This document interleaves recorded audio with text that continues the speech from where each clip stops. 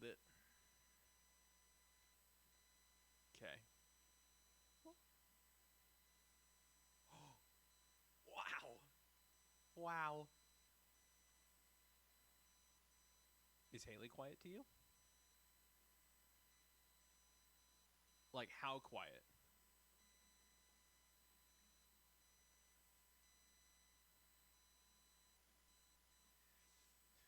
If you wanted to be immersive, you're not gonna be.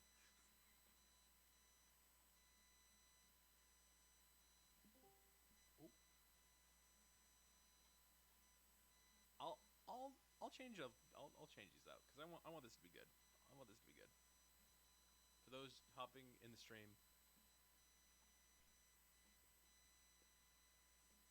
Oh, I could do that. Okay, hold on. Yep. Settings, audio.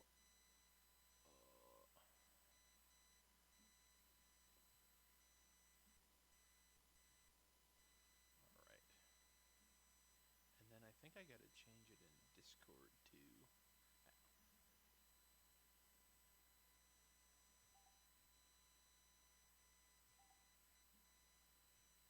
Hello? Hello?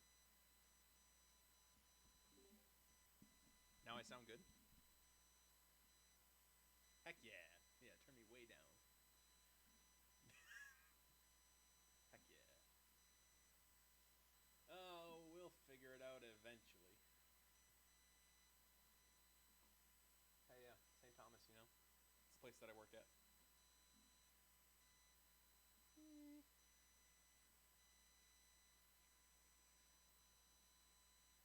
That'd be crazy. What? No, this isn't Canada, bro. There is a St. Thomas in Bermuda, but that is not where we went.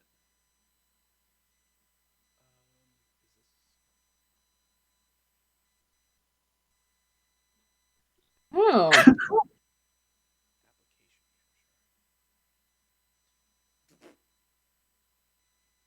Heck yeah. Yep. I kind of want to Ah, be lazy tonight and just show our Discord. Is that too much to ask, or is that being Sure. lazy? I think that's fine. I mean, we also got time. We got. Sounds like the others are running a little bit late, but that's okay because it's a casual session this time. It's full of whimsy and fun. I'm so The pumped. low, the low stakes of first level characters. The No. first Mhm. Little session babies. of 2024. Yeah, True.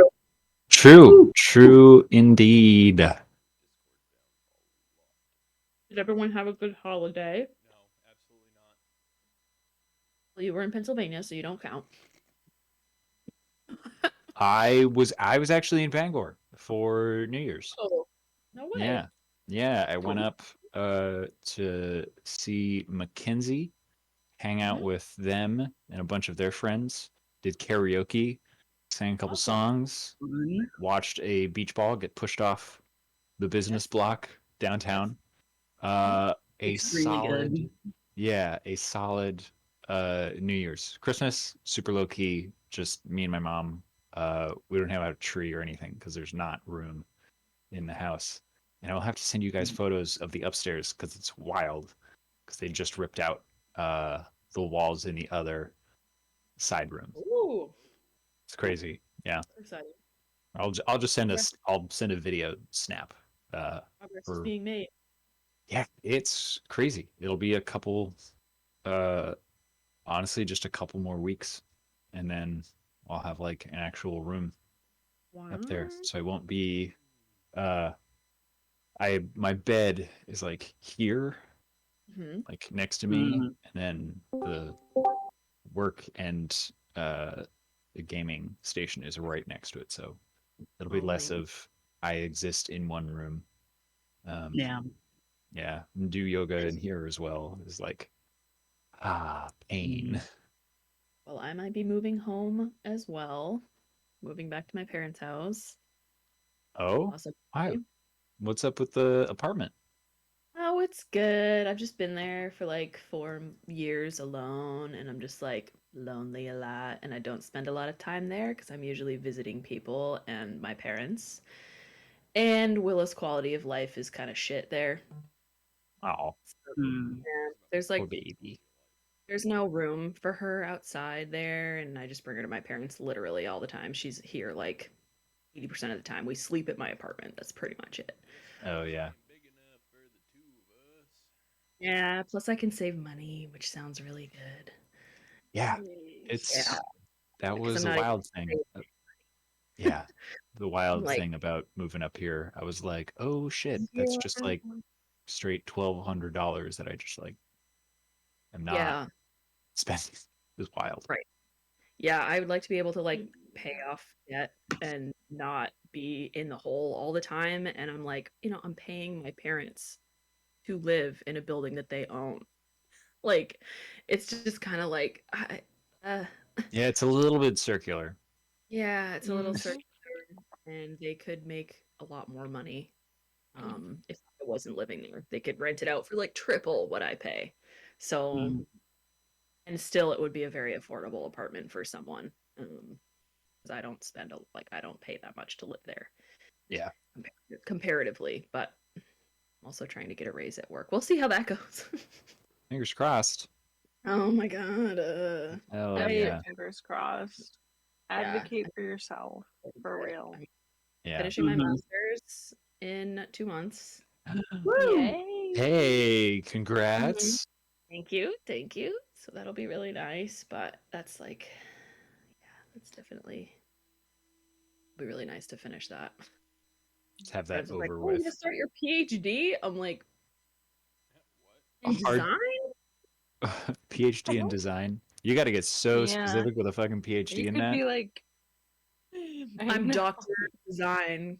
Yeah, doctor of like I don't know, something. I'm trying to think of like the crazy was it John and Jolene had just masters? I don't know anyone that actually had a I think, I can't think of yeah. anyone that had a PhD at UMaine. I thought they had PhDs. I don't know why. Yeah, Who the I don't know. I can't even remember. I just remember all their insane research. Yeah. And I Sure. was like, Yeah. I'm here. ah, Present. there she is. She Hi. made it. Hell I yeah. have to pull up everything else. Cool.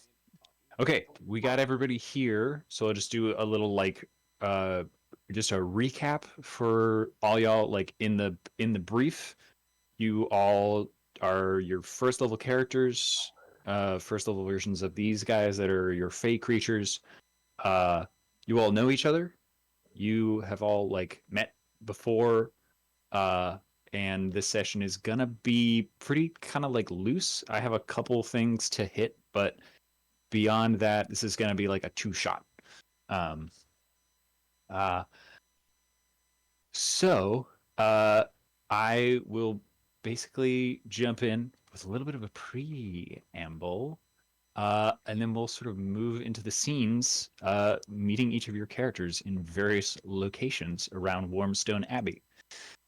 So, uh, instead of the regular scheduled adventures of the Cluebridge Six, we peel back time more than 100 years ago to a time before your recent adventures in the Feywild, where we find the Autumn Court in its glory, uh, in the Ever Orchard, which is this land of the Autumn Court, which is full of groves of all kinds of trees that are harvested by the critter folk and Eladrin and other low Fey of the court.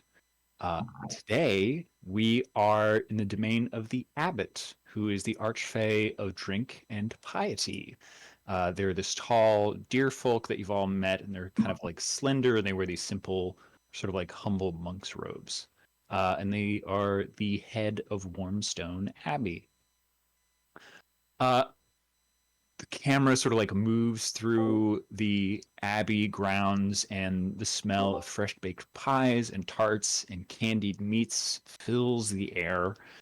Music of all different types is playing from different stages, and buskers and minstrels that are sort of like walking through and standing by food carts and inside various tents. People are singing and dancing all throughout this space. The fresh cider that is always pouring from the enchanted fountain set into the wall of the humble brewery, where the abbot and his cohorts concoct new and delicious drinks of all kinds, is being imbibed by passersby as they bring goblets and tankards to fill a cup and then merry way on. One of the larger sort of like pieces of this space is the abbey itself, of course, which dominates it. It's this large, kind of like red, very warm colored stone, simple construction with sort of the walls around it, and then various sort of like wings and housing for the abbot and his, other monks. And then there's a large sort of like brewery outside, which is his main space where you mostly find him when he is not inside giving services to pilgrims who come and go.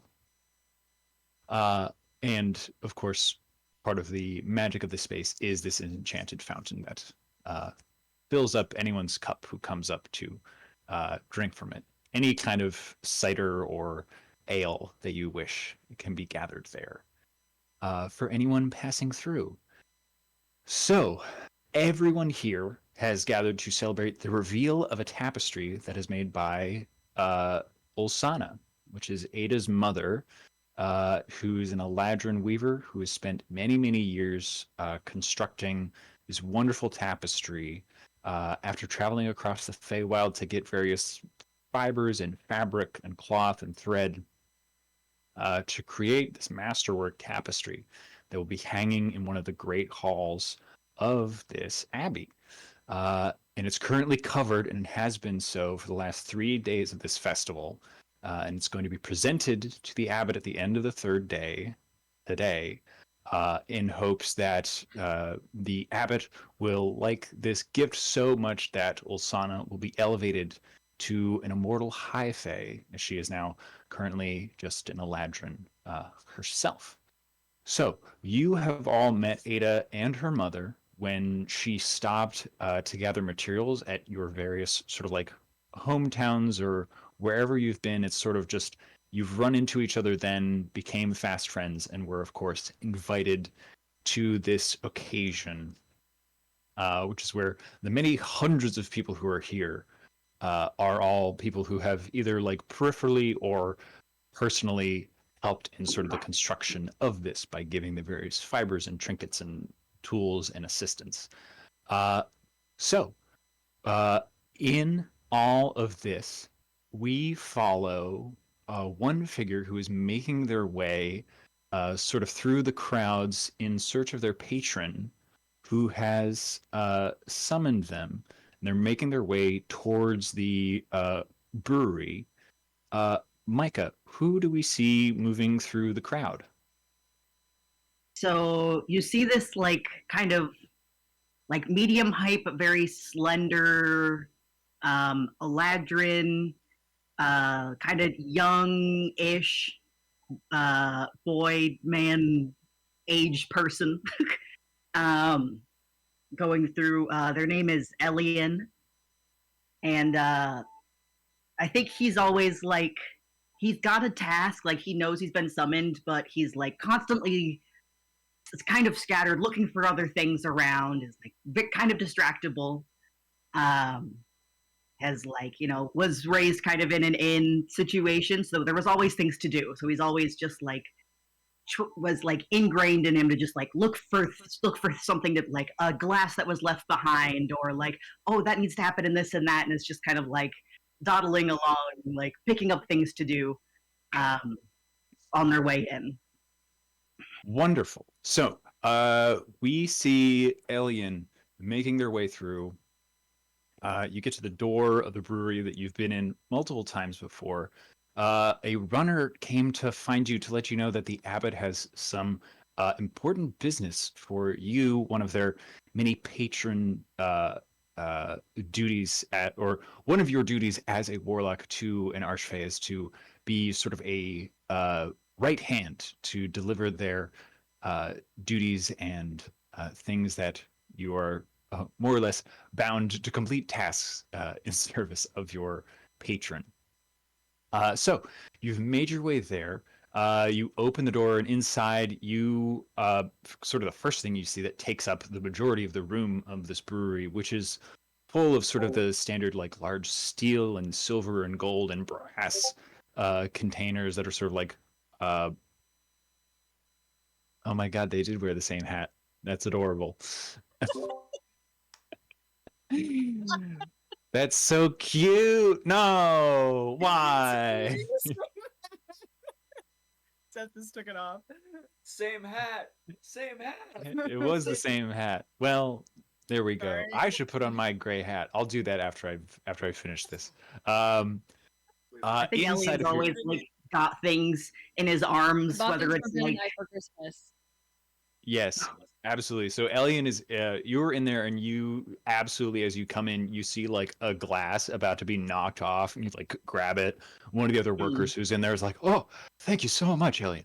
But you see Boris, who is this massive minotaur, who actually you can see he has like metal caps on his moose antlers that are sort of enchanted. So things that are overhead, like pipes and things, actually just like move out of the way so that he doesn't run into things and they get like knocked over. So he has these enchanted antlers that he's sort of moving around, sort of just pushes things out of space as he goes around. But he's this hulking figure, probably the biggest person that you've ever seen in this domain. Easily 10 feet high with the big old antlers. He's carrying like two big casks, just like one under each arm, and kind of like sees you and says, "Oh, alien, are you looking for the abbot?" And he comes and like sits down two big barrels right next to you. oh, hey, yeah. Look at where is he? Oh yeah, he just took a cask out to one of the tents. You just missed him, but if you want to roll one of these other ones, and he like picks up with one hand just like a small like cask, and just like two fingers basically like puts it in front of you. It's like, if you want to take this and find him, that would be great. It's a new apple vintage that I made, and I think he's really gonna enjoy it. Sorry, you just missed him, but you should be able to find him. Oh Wait. no, that's totally okay. Yeah. Okay, great. Will you run along and happy Festivus to ya? And he Hey, gives happy you a little. Festivus, bud. He gives you a little like pat on the shoulder that makes you just like shrink twice. So you have this. You basically have this little like cask that you're hauling around now. You I think I'm like head... using Mage Hand to like take a little of the weight because I'm like not that strong. Oh yeah, you're like, all right. Any Here's help? 5 pounds of it on like one edge. Awesome. Yes. Yeah. So Elian, you go out, and you start looking around, and I will ask, Seth or Haley, each of you roll a d20 for me. This Was would be his name Morris or Boris? Boris. Who's the big minotaur? Well, I The got a voice 6. is so good. 17. Okay. So as you are headed out, you're sort of looking for these various tents. Unfortunately, Boris did not give you a whole lot of direction. Um, uh, because there are multiple tents here. But you do see one of your companions, Seth.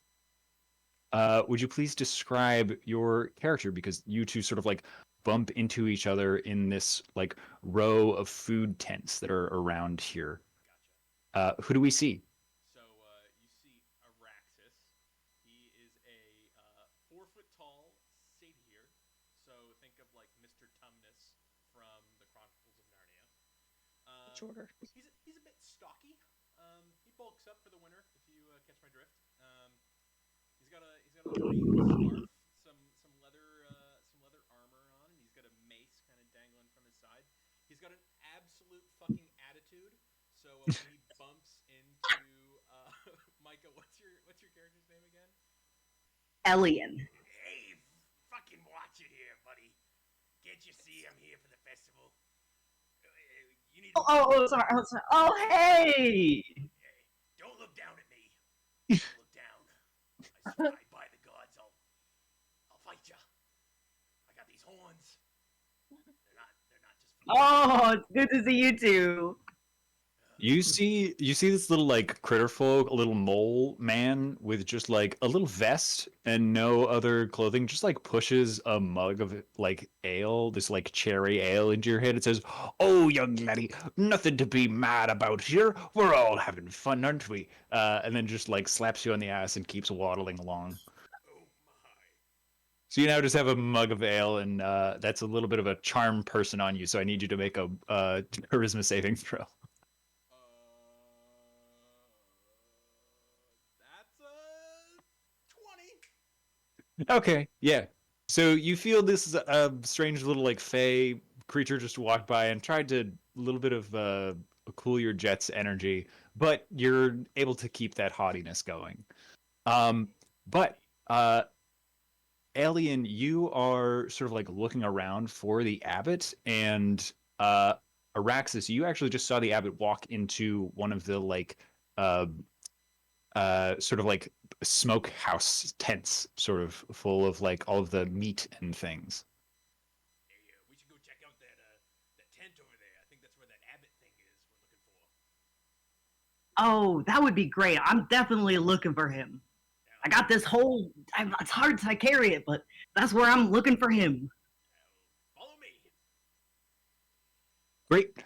So you guys kind of like double back sort of with Araxis, and you make your way back to this tent where you see her name is Claudia, and she's this sort of bobcat looking tabaxi who's sort of like the best what could be considered like the Fey equivalent of like a barbecuer in a sense. Fantastic with sort of a hibachi energy of all the sort of like carnivorous denizens of the Autumn Court. She's sort of this famous chef that has been brought there, a friend of the abbot's. And there, you actually see the abbot and Claudia as she's like chopping stuff up, sort of in the back of this tent, while all of the other people, like you, were just here, Araxis, like getting some food. But you do see the abbot and Claudia talking in the back. Both of you give me insight checks, actually, as you come into here.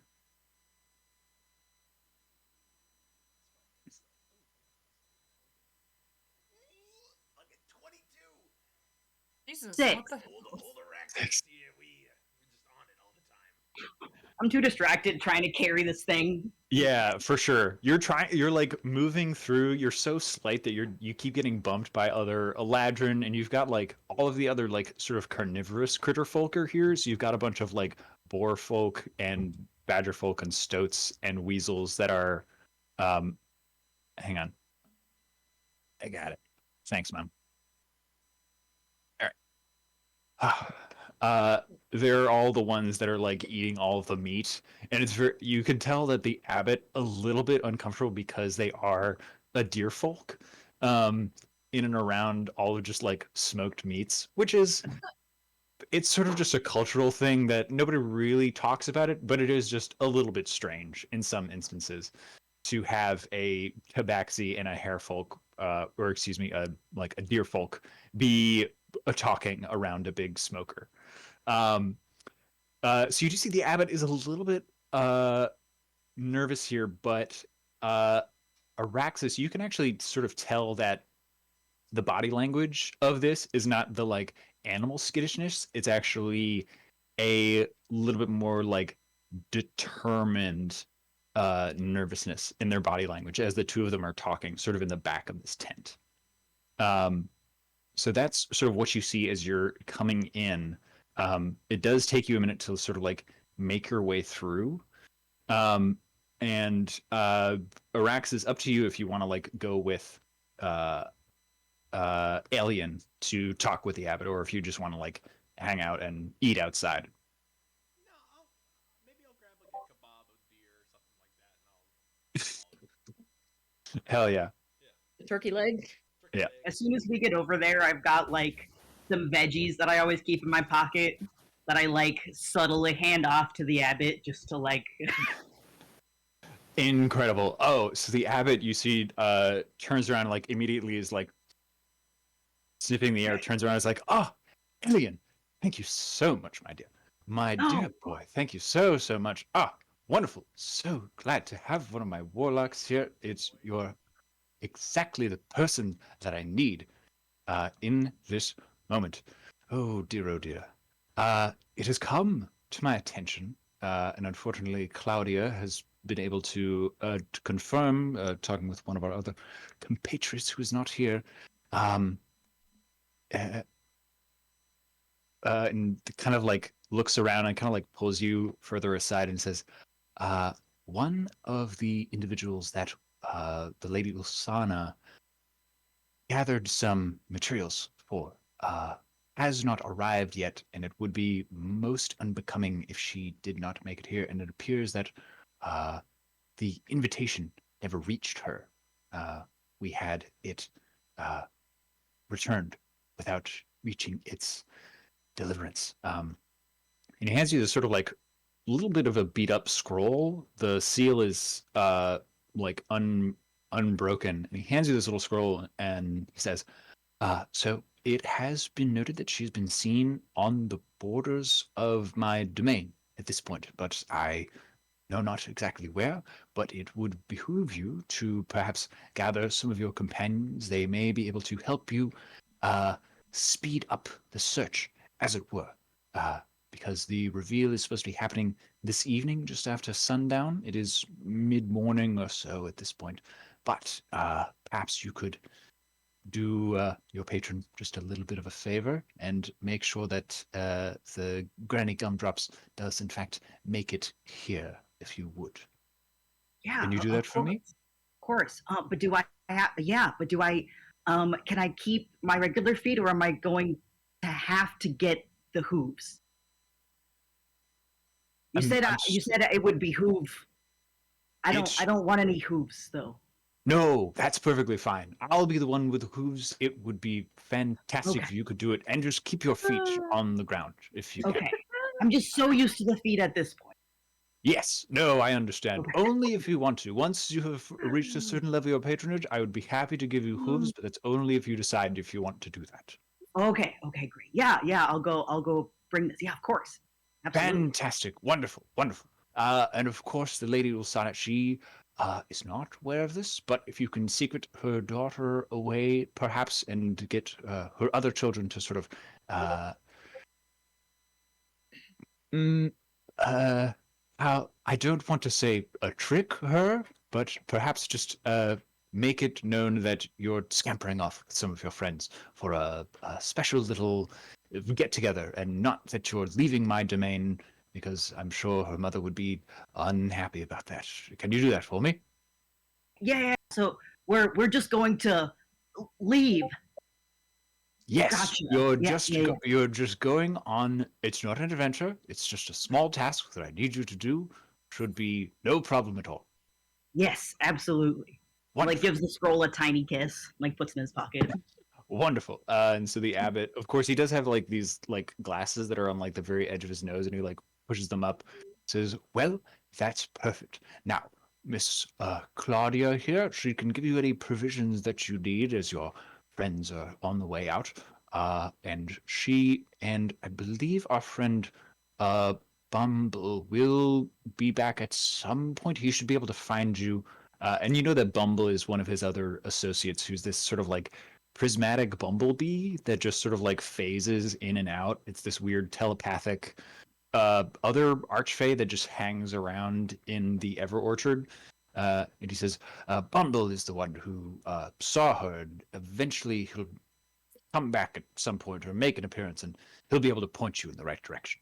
Of course. Now, off with you. Off you go, and thank you for the cask. This is perfect. Takes the cask from you and kind of like sends you on your way. As you head out, where do we find Allie, your character? Eventually, we run into them somewhere else in this big festival. Who are you, and what are you doing as your companions stumble into you? Okay, so my name is Idylin Muddy Boot, and I'm a and I am a Harengon, which means I'm a rabbit person. Yeah, and you can just call me Heidi. So I feel like my character is like, I feel like I have a clipboard and I'm running something. Frantically tapping your toe. Yes. Okay, so Bumping your foot. yes, I'm like thumping my foot. Like I'm like the rabbit from yeah, Alice I'm like in Wonderland. nose is like twitching, like I'm like looking around like what so we are this piece for this part over here. Like Absolutely amazing. So you guys run into Heidi as she's running around with this clipboard trying to direct like 3 different like food carts that have done that crazy thing where they've like stopped perpendicularly to each other, but they're in the middle of like this small village square.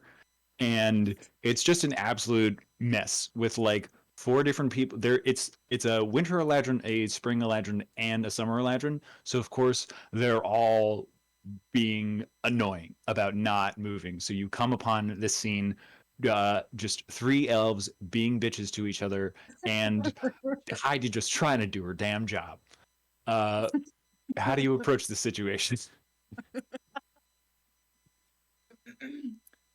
Sir, you need to turn because okay, hold on. What?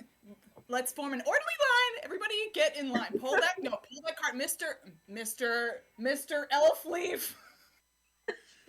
You see this? You see the summer eladrin and the winter eladrin are just like bickering back and forth, fully like ignoring you. And the spring eladrin is just like, if you want, I do just have 16 bottles of grease. I can just set their carriages on fire, and we can just call it a bonfire in the middle of the town. What about it? I mean, it would be Absolutely not. No. it could be a great prank. If not, you know what? I do have some potions of invisibility. I could just make their carts invisible, and then it would clear the spot.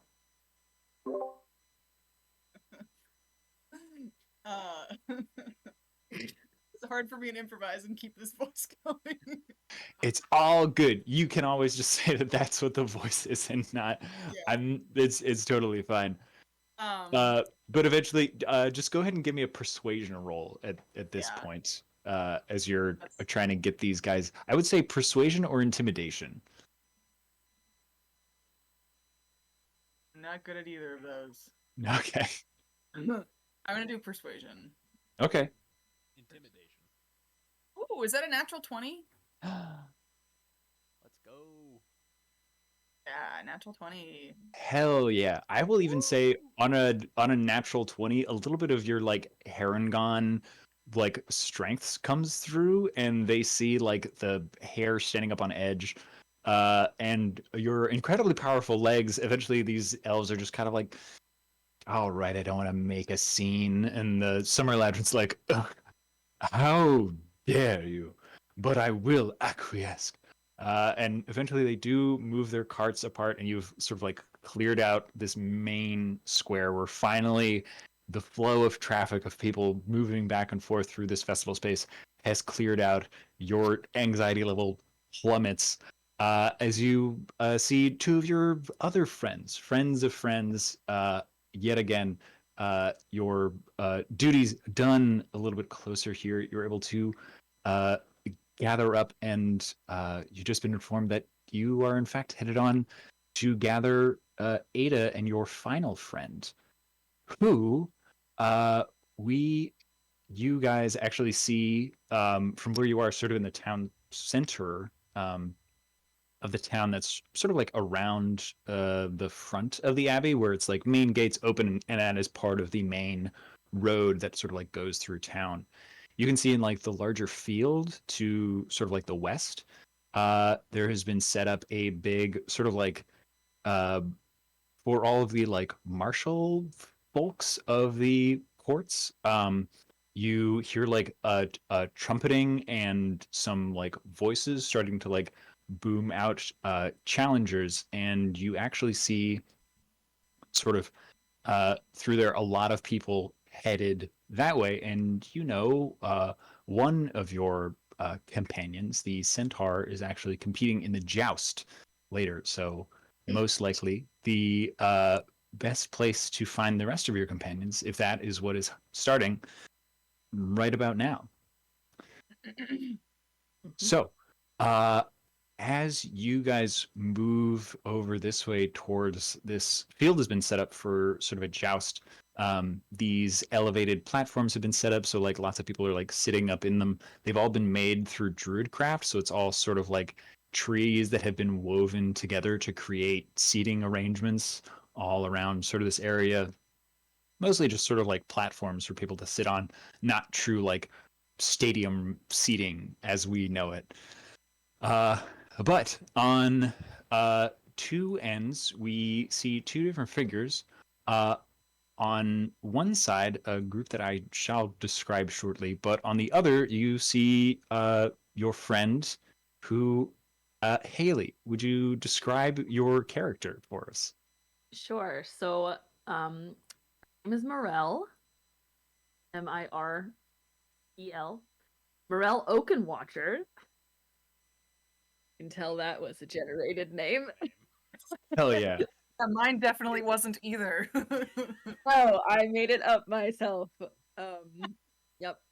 But her name is Morel. She is the youngest of 12 children. She's very Okay. soft-spoken and very like just very tame, if you will. I know she's a centaur, but like, whatever. Horse puns. She's very tame and she's very good with weapons, as she was taught by her older 11 brothers. They're all boys. You have 11 brothers. That's Good wild. son of a- Damn. Except for her. Wow. Wow. Your parents really wanted a daughter and just I didn't stop. So bad They're for your building mom, an dude. actual army. Damn. Yeah. Yep. Wow. Shit. So she had no Hell choice. yeah. Her Yeah. brothers are very burly and outspoken, and she didn't really learn to be that way. She's just kind of soft-spoken and Yeah. So you probably at this point, we sort of cut over to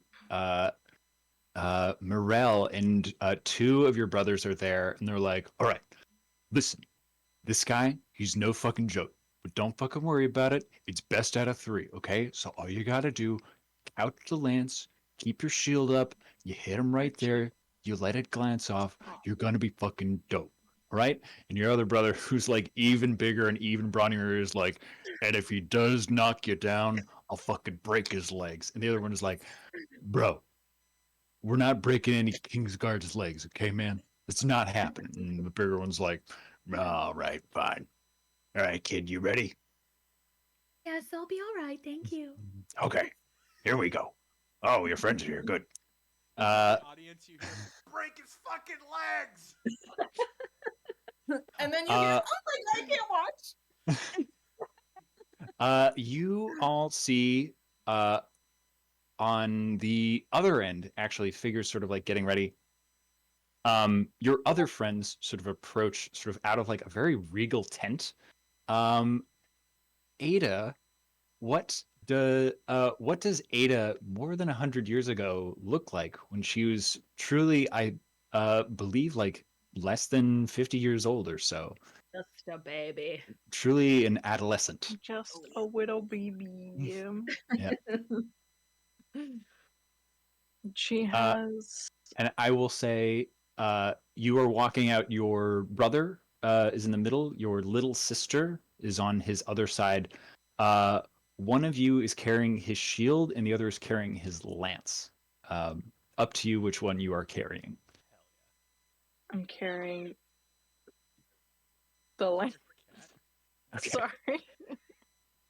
Great. Archie's being kind of a dick right now. Anyways, What is that sound? so I will carry the lance, and great. Ada, as a youth, I should say,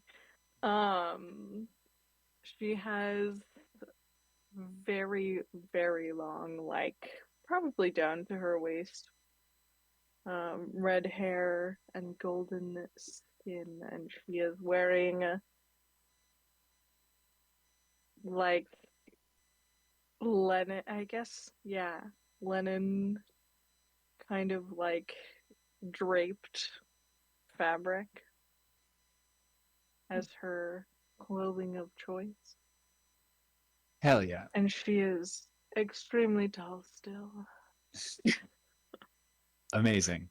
So you see sort of at the other end of this jousting field, only about 100 feet to either end. It's, a small thing. The autumn court, although they are very honorable, a martial event is not the highlight of a domain of a pious archfey.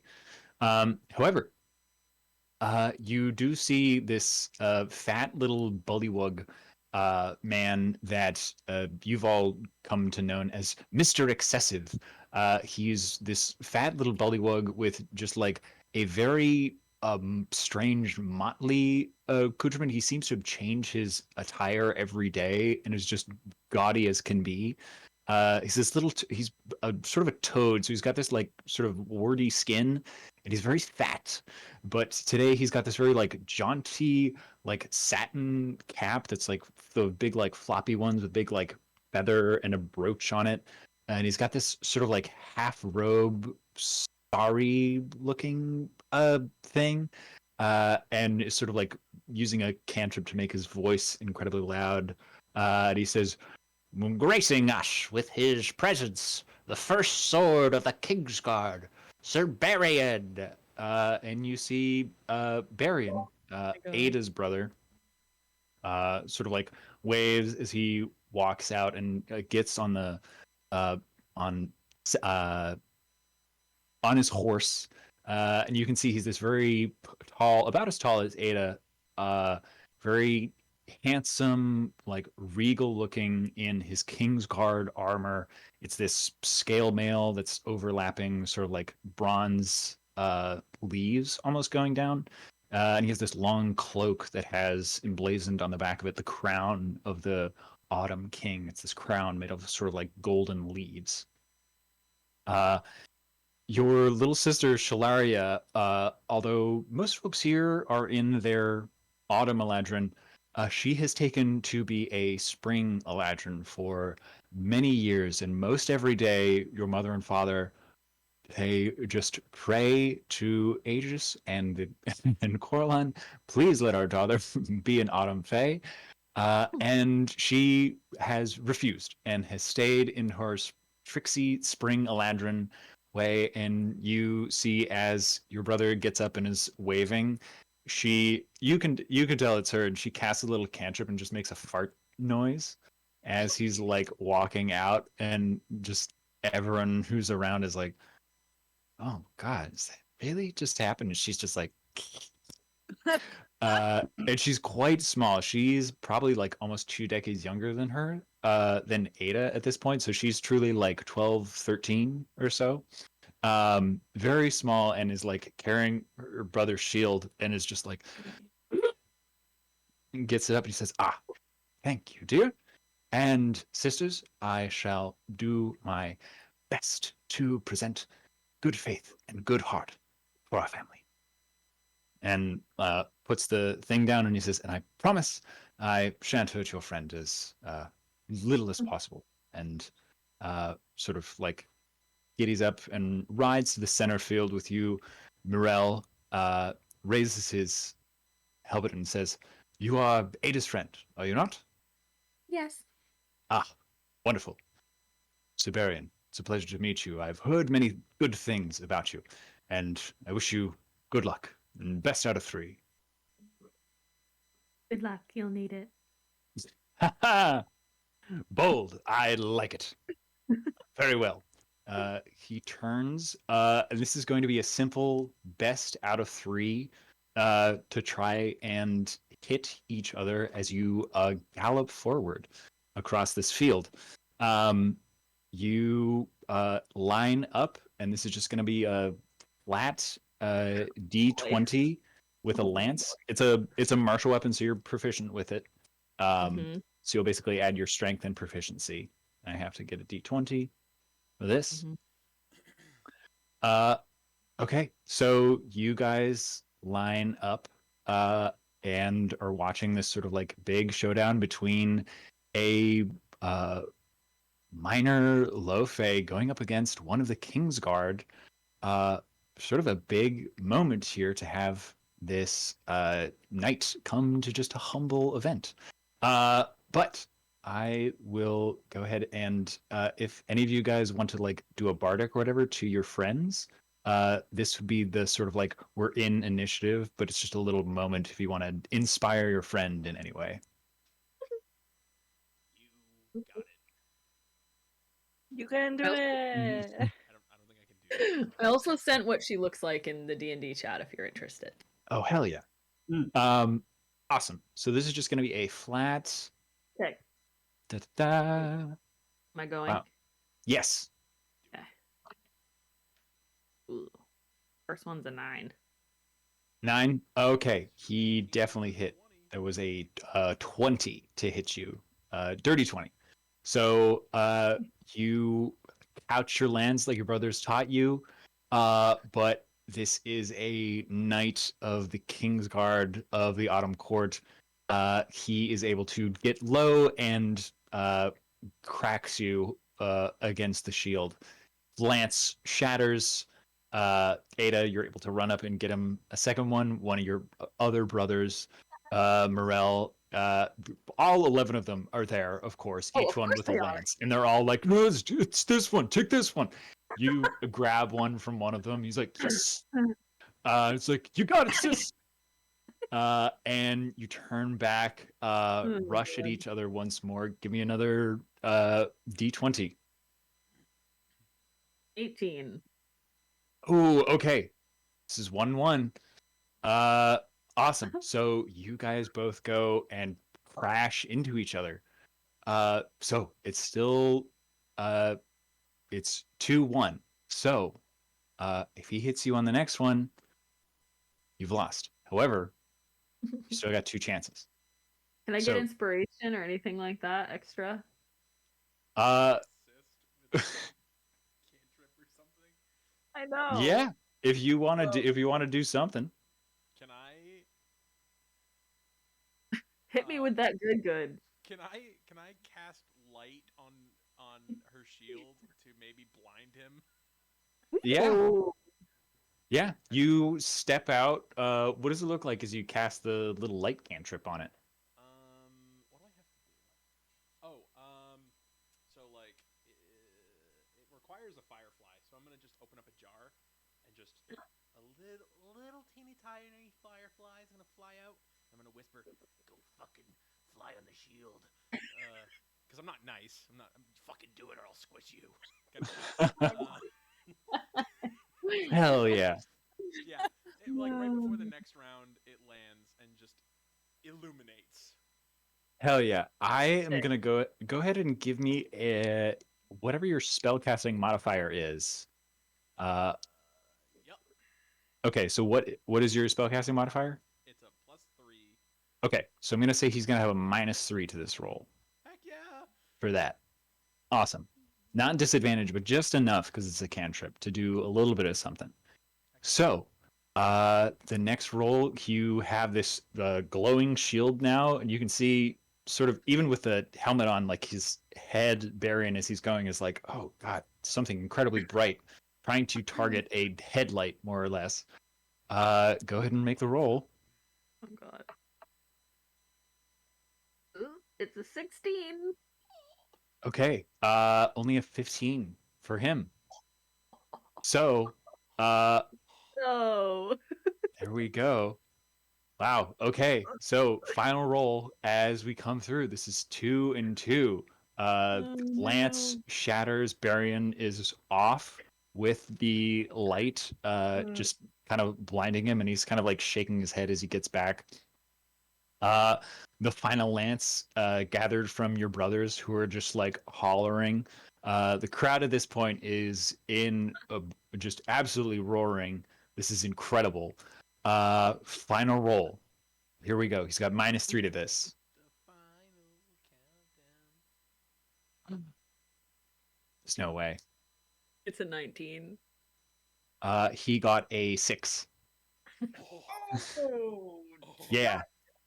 oh, So Let's go. you, what does it look like as you unhorse Sir Barian? Yeah. So, Sir Bear, what does he look like? What is So he? he's in so he's like 6 feet tall. He does have this like full plate like helmet, a big shield, lance, scale mail armor, with this like big cloak. Okay. And he's Can't see riding his a face horse. because yeah, he is on horseback because you've been jousting with him. Right.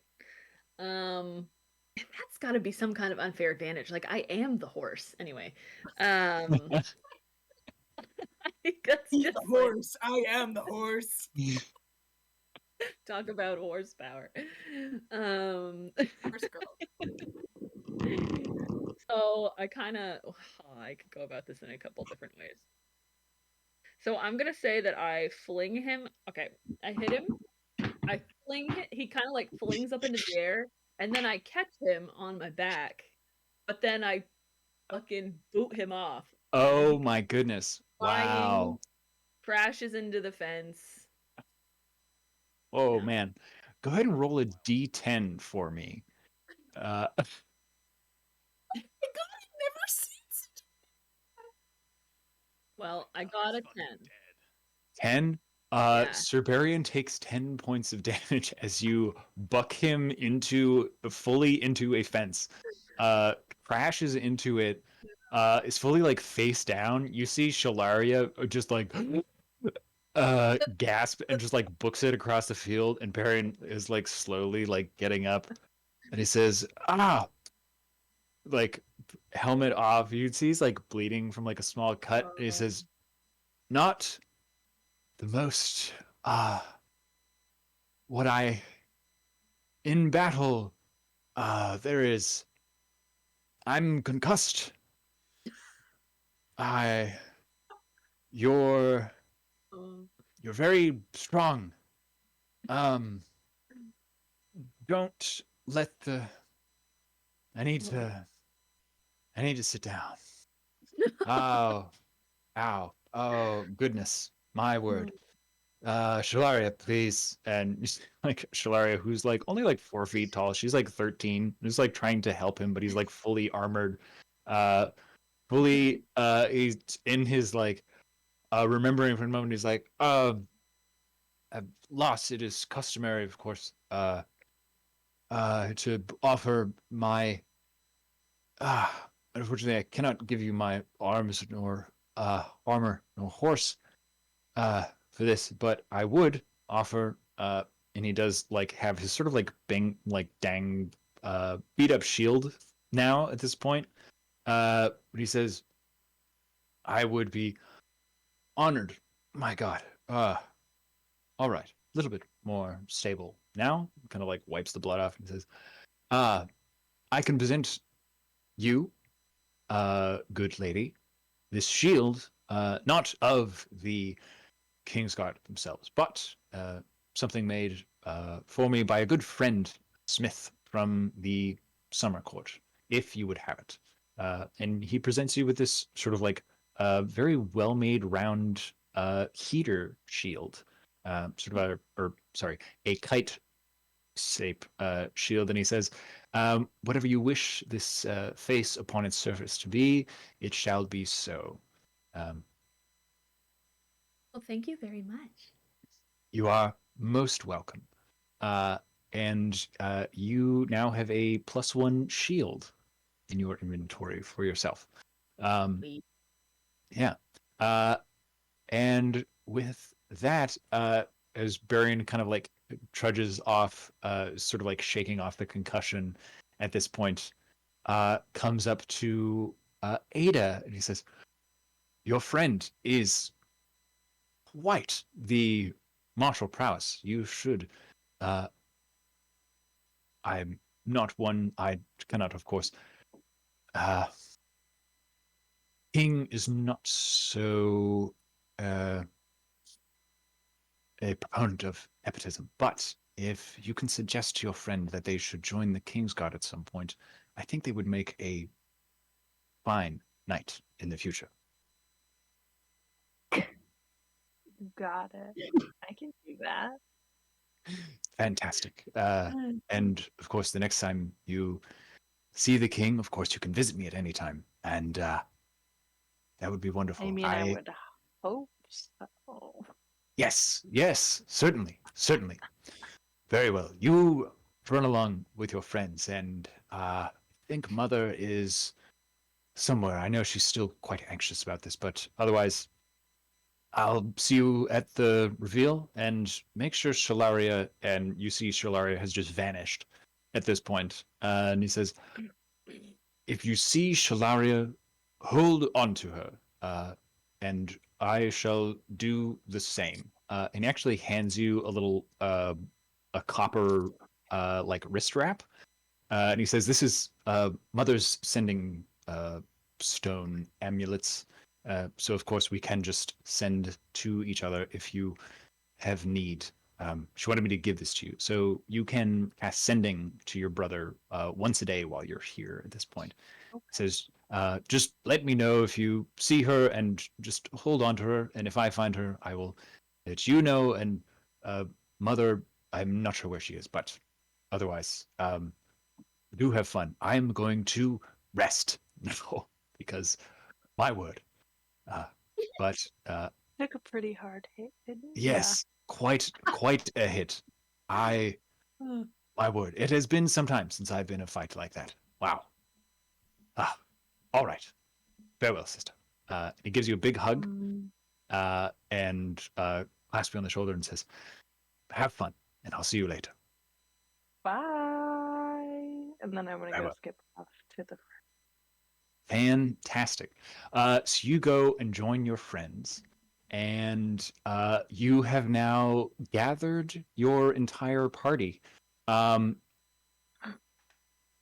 Elian, with this bit of information that you inform the others that there is a one person left to invite to this party who has not received this invitation, and you have it in your pocket. You guys, as you're sort of like uh, spreading this information around so everyone sort of knows what's happened, you do see this sort of like weird shimmer in the air, sort of like float down, and this sort of astral projected bumblebee, this like big, sort of like maybe pony sized creature, sort of like apparates into the air, and telepathically in all of your heads you hear, "I am Bumble, and I have come to inform you all that the Granny Gumdrop can be found in the woods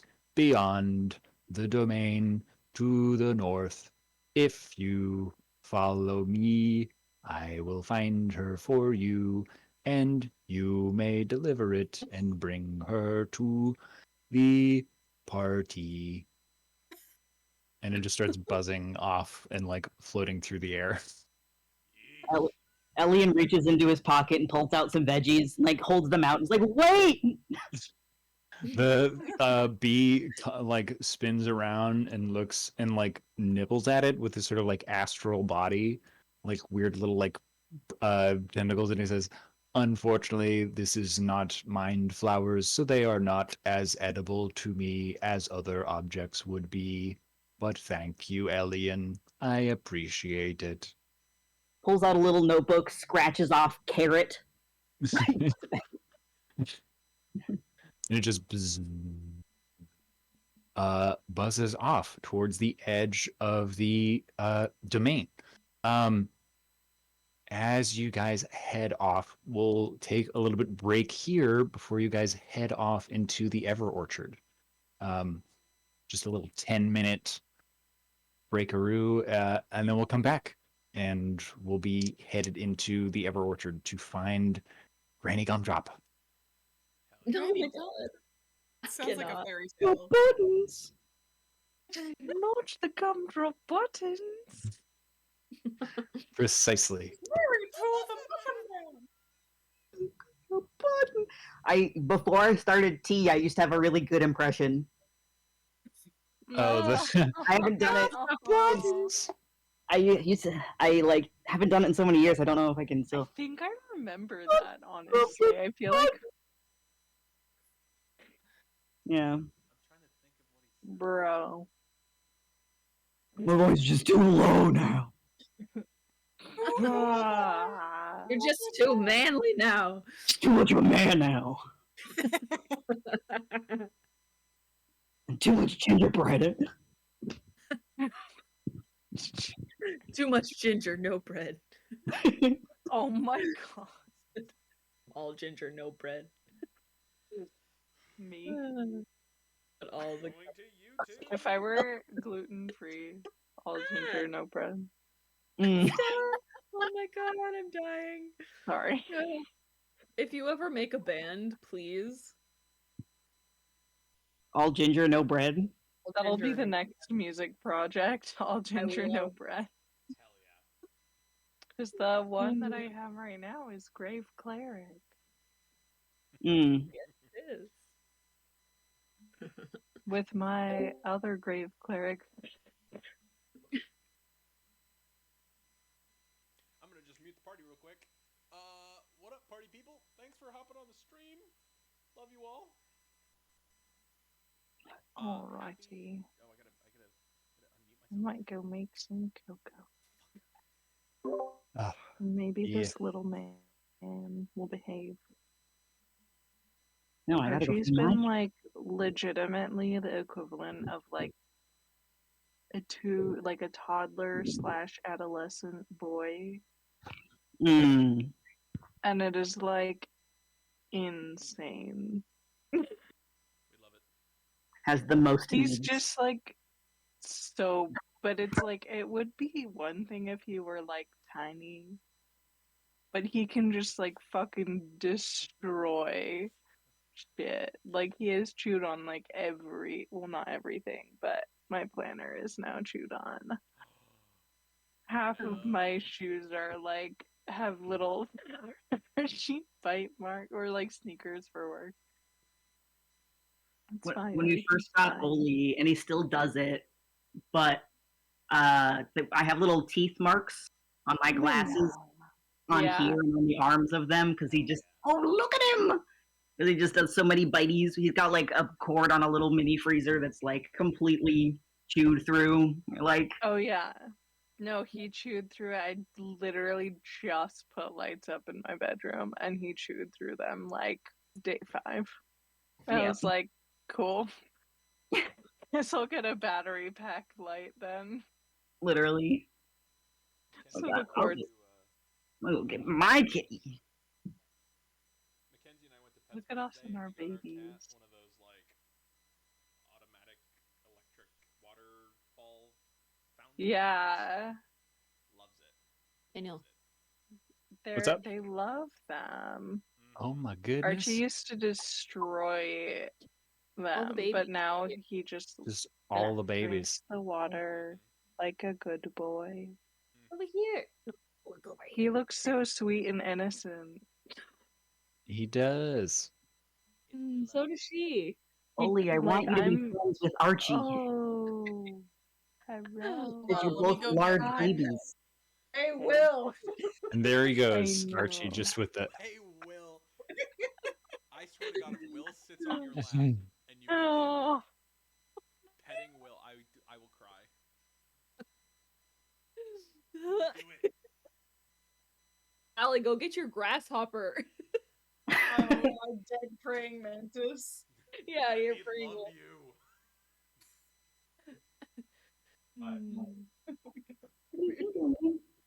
Oh, Weird. Will No, you have to sit? Mona. She's like, bye. No. See ya. Like, I ain't Also, nobody. is like, F.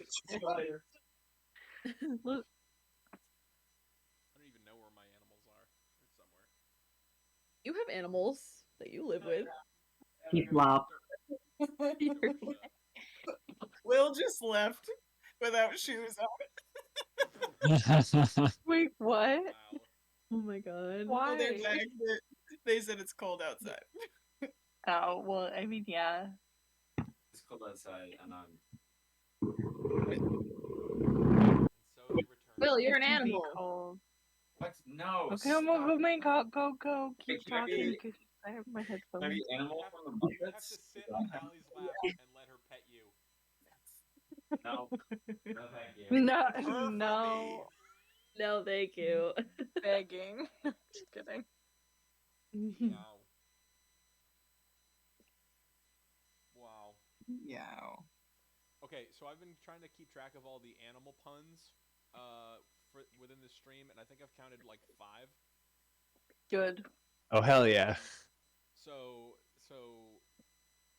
how do you spell Claudia's name? Because they're a tabaxi. Oh yeah, it's a pun. Yeah. Yes.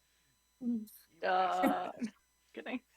I heard it immediately, and I just saw it in my mind. Ugh. And then there was something with the deer folk. You said something. Maybe was it about hooves? Oh, I said It would behooved. behoove you. Yeah. Behold. Damn it! It just. Ugh. I'm so glad I got to So say that because I good. think that every time someone says it would behoove you, I'm like, it would behoove me. Imagine Sure. finding, like, Honestly, horsey. though, Yeah. Well, I was like, wait, you can just change out your feet at any time with this patron? Like, bro, why It's like a not? rat stall.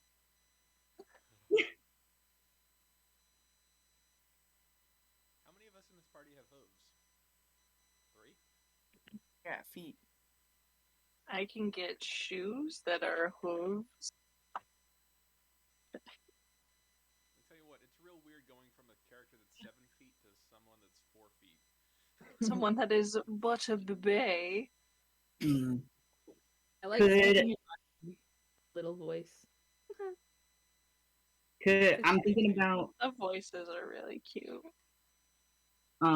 since we're gonna play these characters for a while, I changed my screen name. I feel like that might be Oh, yeah. helpful. I don't know everybody's names. That's so smart. Ooh, yeah, clever. How do we do that? I'm still If you right click on your photo and press profile, Oh. and then edit profile, and then change. No, actually, not that one. It's Yeah, a it's different. like Oh your- no! It's your server nickname because I named you guys all this so that I could so Yeah. people could tell who's who. I know. Oh, edit server profile, Yep. Oh. and then server nickname. Cool. Alright, now I gotta Yeah, I find did it these. before with when I switched to Rock. I switched my screen name. Is that Yeah. okay if we do that, Daniel? Is that going to be too confusing? No, it's fine. I mean, we're gonna be playing these guys. You're gonna be your level 1 selves for this, and then in the fast forward, it's gonna be the same guys. Okay. Unless you want to change for whatever reason, but it's gonna be like a time jump to like Okay. present day when Ada left to meet you guys in the future. How Oh, I'm gonna take exciting. her. I'll take her last name out. Happy 2024, y'all. Happy Oh yeah, 2024. happy 2024. First session of 2024. Crazy. Let's Crazy fucking town. go.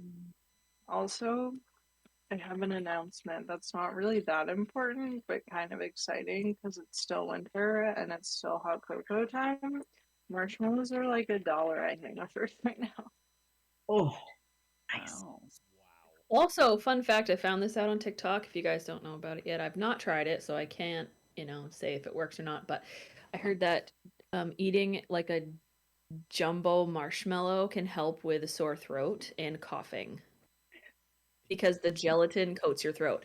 You can Bro, that also, makes so much sense. Where did my can also, marshmallows even go? Just eat some fucking flesh, dude. Like yeah, fluffernutter sandwich. yeah, Easy. I or you literally, can drink hot Jello What kind of because yeah, that marshmallow makes are you sense. eating that has Jello in it? That's what gelatin. marshmallow is, Marshmallows dude. have gelatin in it. It's gelatin, my dude. It's literally It's horse hooves, dude. gelatin and sugar. Of course. Don't say that, Daniel. Huh? I'm about to have Right? marshmallows. Why would you do that to me? Don't say that in front of Haley. That's awful. Yeah. Don't say that in front of Mr. Tumnus. I mean Araxis. You should have just named it Tumnus. Shut I up. honestly, No. I went in with him in mind, and then what if he was pissed all the time? Oh my god. What if? What if he was mad? That'd be Love intense. you It's very being on so brand for you, aggressive to a Seth. firefly. But like hot Jello sounds like pretty good, to be That honest. sounds awful. I'm Mm. sorry. I don't want to yuck Sounds like your hot yum, but Kool-Aid. that's disgusting. Yeah. Yeah. I need but to it show you guys this coats your throat. sticker Makes sense. Hey, you that know I what? got You at know, work. cough drop. Oat tea.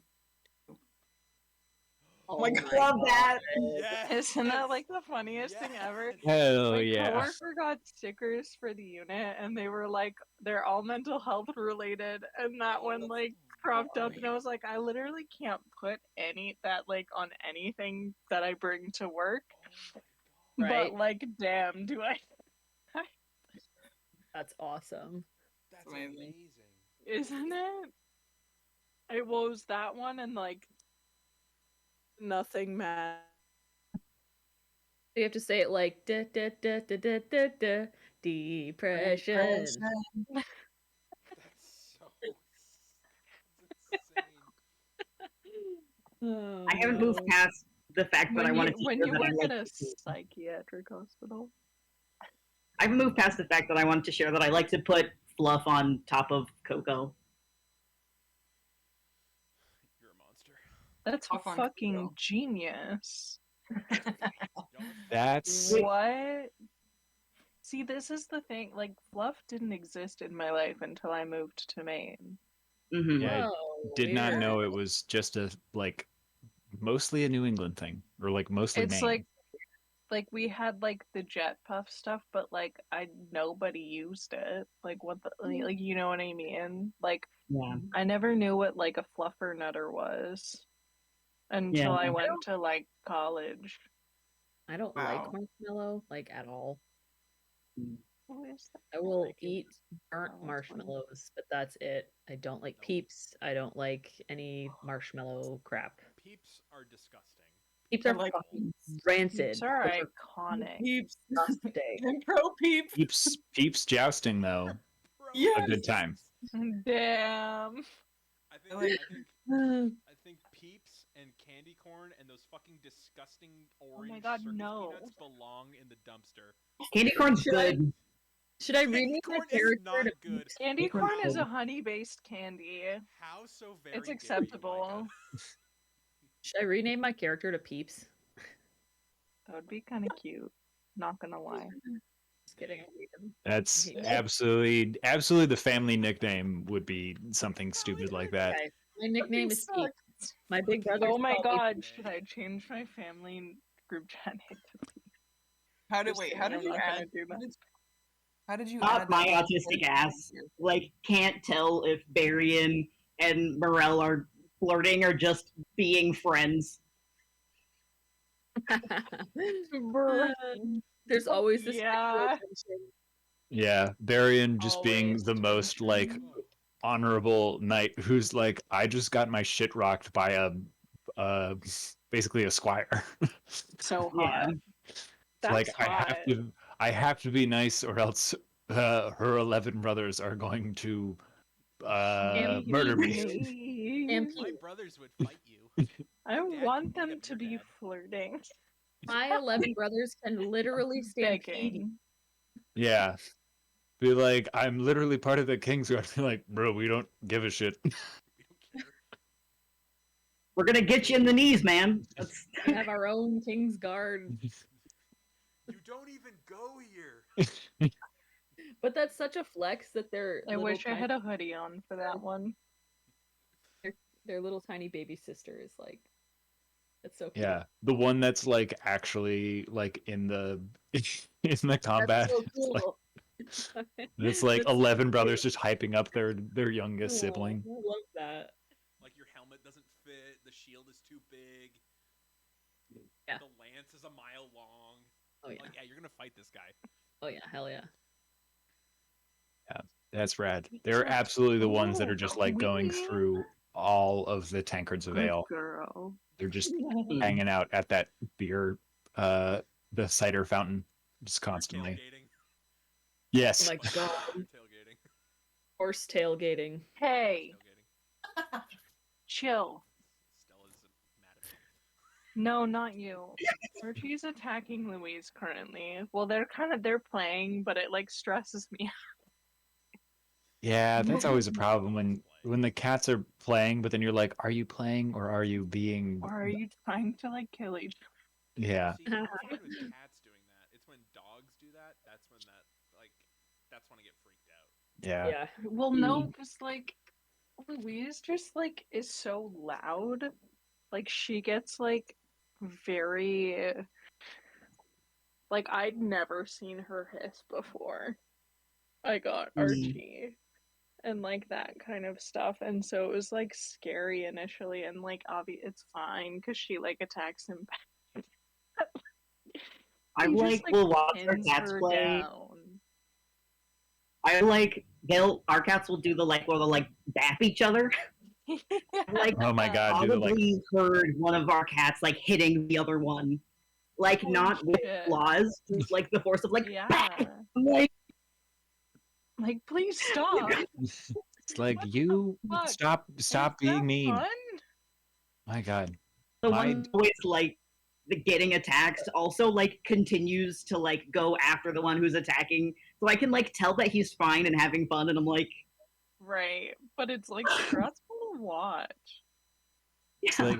like I know you guys are fine, but this is like my heart can't handle Like this. I'm You're stressing me out. well. Yeah. Oh, Like literally though. yeah, Yeah. 100%. Okay, we good to go? Yeah. Yeah. Are we back? Sweet. Cool. So you guys make your way. It takes you another hour or so. You get to the edge of the domain, and you can sort of see where the sort of like the almost the overall like air and how things look and smell change after you hit this sort of perimeter of the domain. Where before you were in this like very like gentle, warm, like orchard sort of setting. Once you get into the like the wild part of the Ever Orchard, you're suddenly in a very just sort of like a big like tangled grove. It's like apple and pear and lemon and orange trees all like intermixed. It's much like you're just in a forest that's just all fruit trees. Versus when you were in the Abbott's domain, it was all sort of like orderly and everything was cultivated and things were in lines and that. So now you're very much in a forest, but it's this sort of magical. One sec, gang.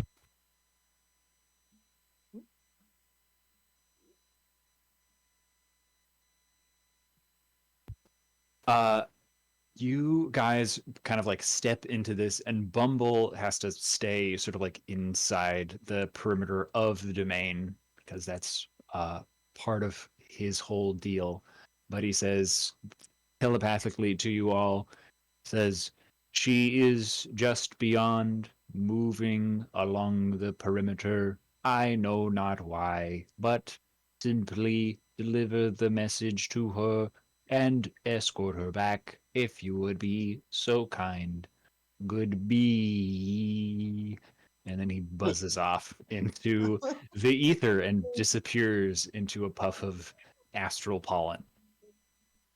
Uh, so you are sort of like in this forested area, and this is going to be a bit of a skill challenge, like what we've done before.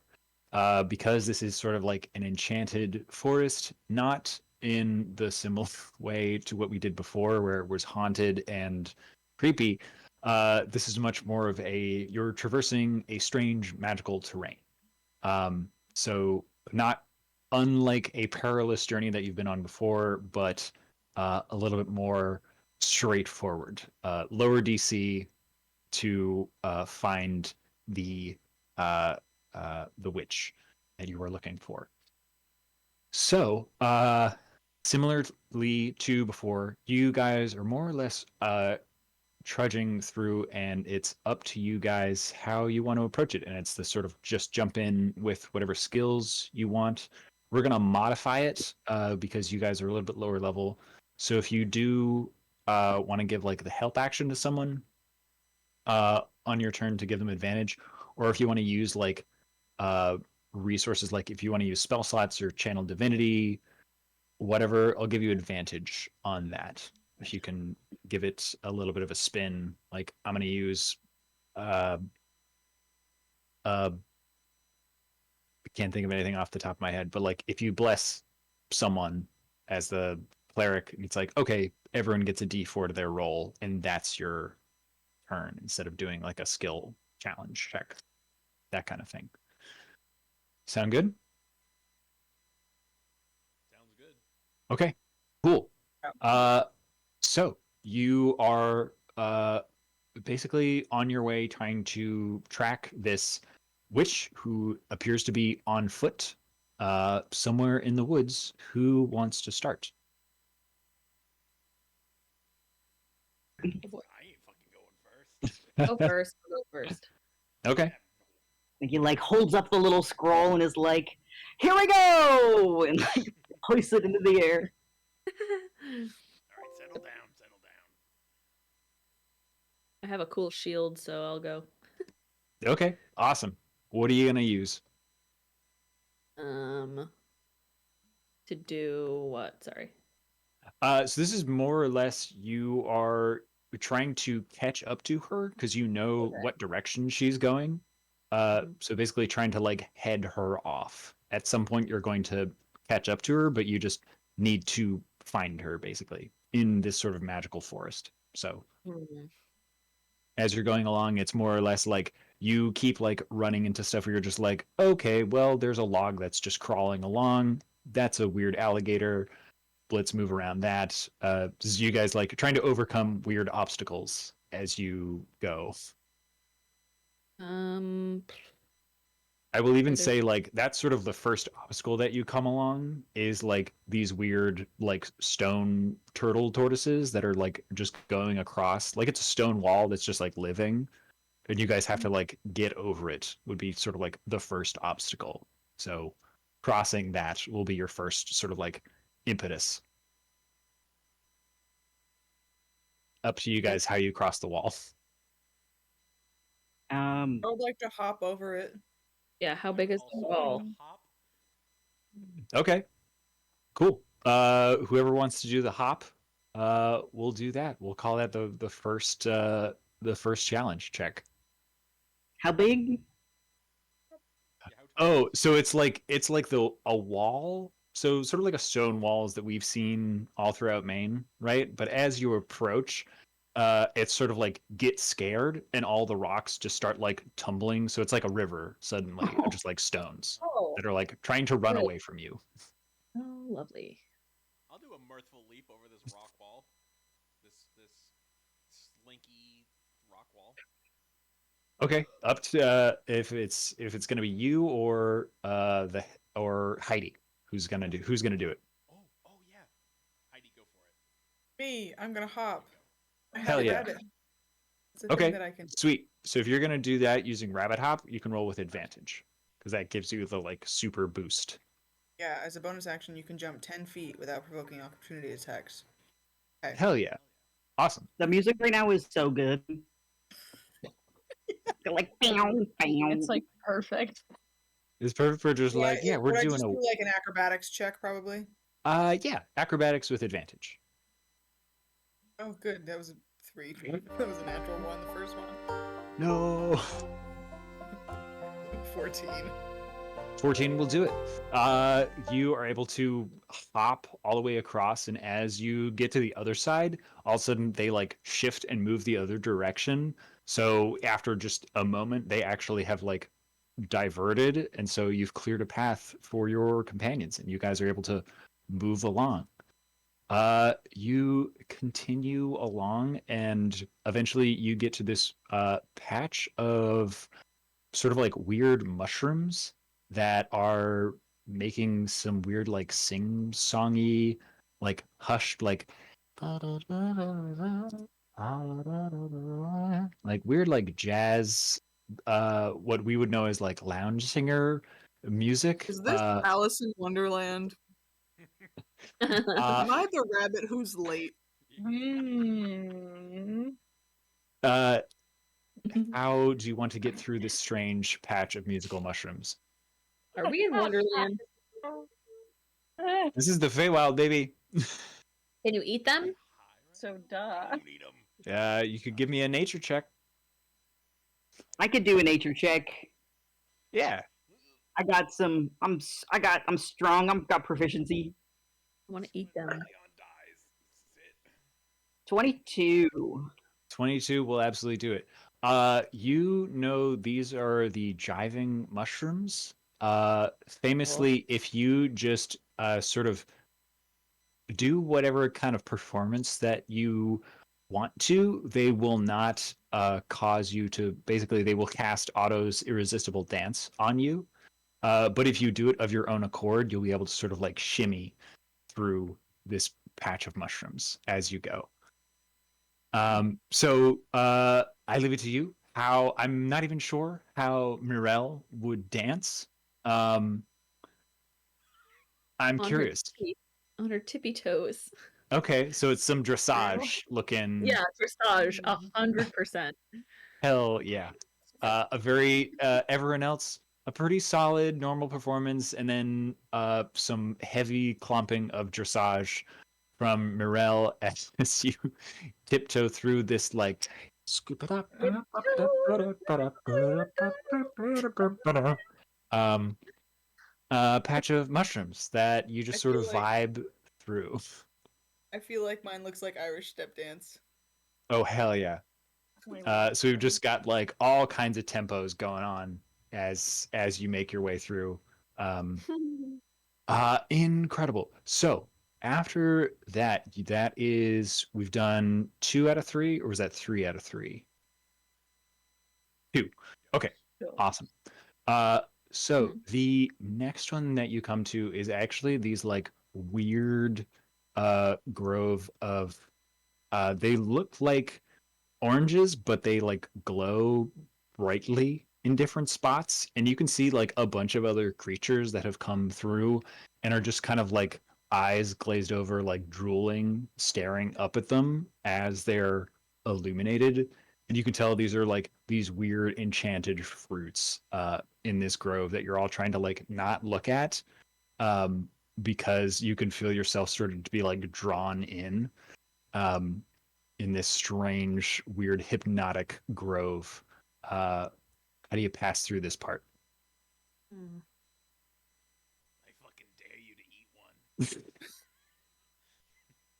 Double dog dare ya. Is Arax just from Boston?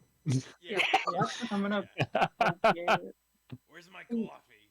Seems like a piss jad in traffic in Boston. Yeah. Just trying to get through these woods, you know. Oh my god. I run on Duncan. The Red Sox. Araxis runs on Araxis runs on Duncan. Oh god. I was gonna make another joke, but I will Do it. leave it. Where's my caramel macchiato? Fuck. How do I? Is that your healing word? Is just Oh, Okay. that's like perfect. Hey, fuck you. Feel better. just the Like, most honestly. aggressive person in the Feywild. Oh my god. Truly. He's been happy before. He's just been mad about it. Rax is just like, all right, shake it off. Yeah. Incredible. Fucking dirt on it. I will say this is probably the most like magical thing you've come across at this point. Hmm. But I will say you do see at this point that there are like actually everyone give me a perception check as you reach this sort of grove. 22. Say 10. Oh, awesome. 9. Oh wait, who are Yeah. you supposed Yeah, just a quick perception check. I think Araxis got the fucking way high. So that's good. Araxis, you actually see that while all of these trees are sort of like have these like weird glowy bulbs that are sort of entrancing, um, you see that there's like the with that perception check being so high, you're able to see that it looks like another creature, or it almost not another creature. It looks like what you've seen in the past when like a tree falls through a forest in like a storm, and so you see like a bunch of like broken, like freshly broken like branches, as though something has sort of like either tumbled or fallen through here. Uh, and on that high of a perception check, you can see not only like footsteps following this path of like broken branches and destruction, um, but that those footsteps are actually following much larger footsteps, which you would recognize as probably a treant that has been wandering through here. Fucking watch your step. Treebeard's been walking around. Yeah. So how do you guys want to get through this weird magical grove? Tiptoe. No. Just to kidding. do? Can't go around it. Gotta We have to rip it. tiptoe through the tulips. That's what I'm Can saying. we just like I know. just, like- I- close our eyes and like feel our way through? Yeah, that could definitely work. That would probably be a little bit of sleight of hand, I think.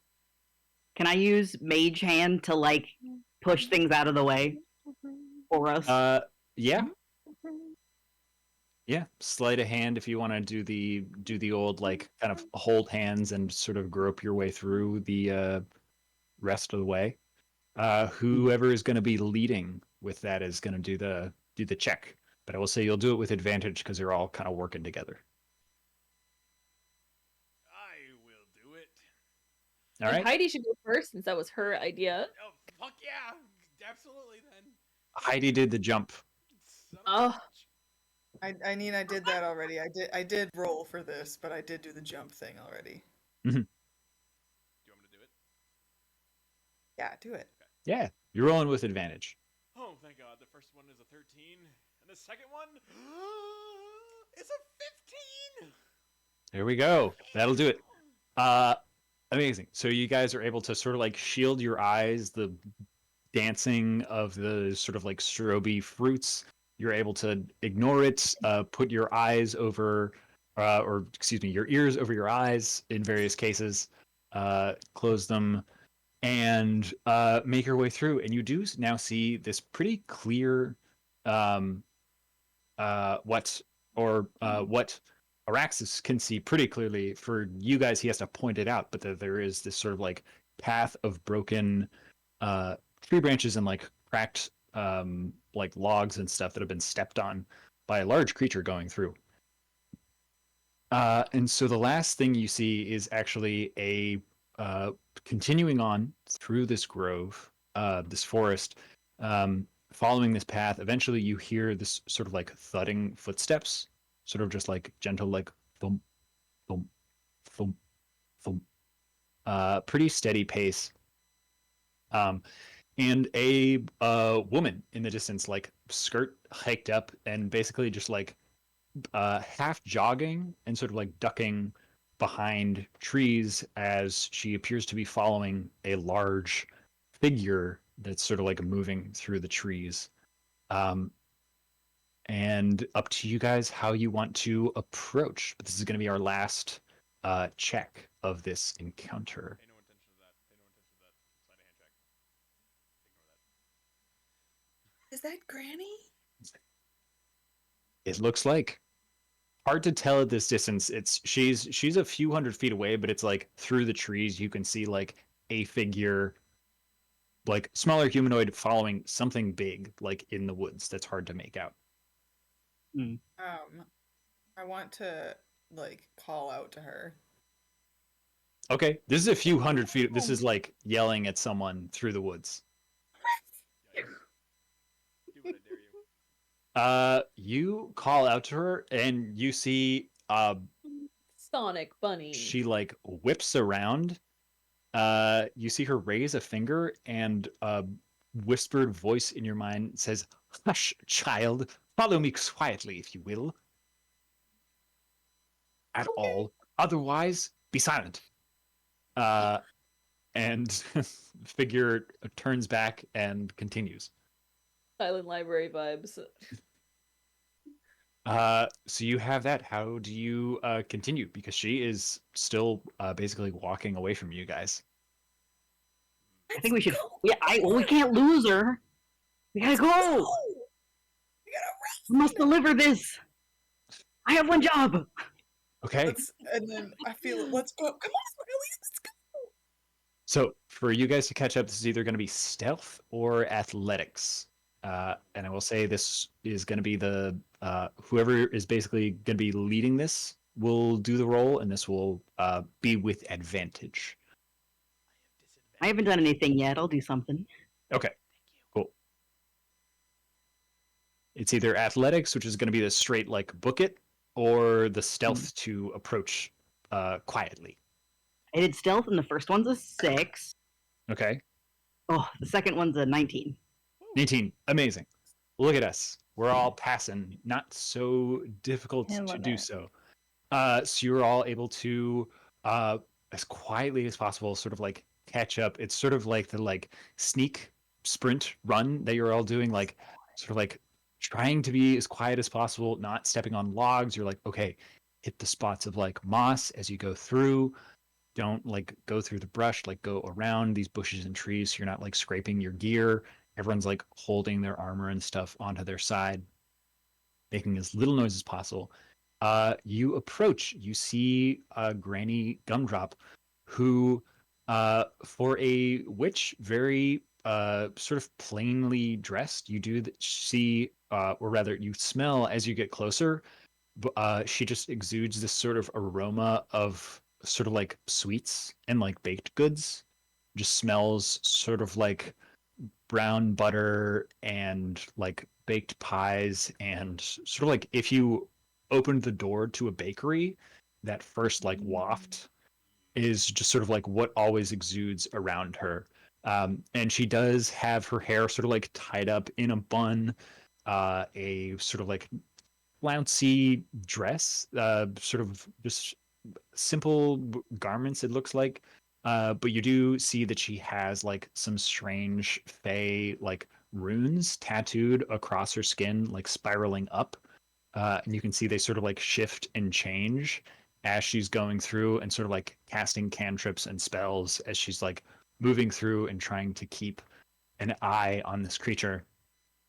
And turns to you all and says, "Ah, you are all from I know not where. Why have you followed me?" Is a little out of breath. It's like, oh, we brought invitation to the abbot celebration. Huh, strange. She opens it and like scans through it quickly and says, "Ah, of course.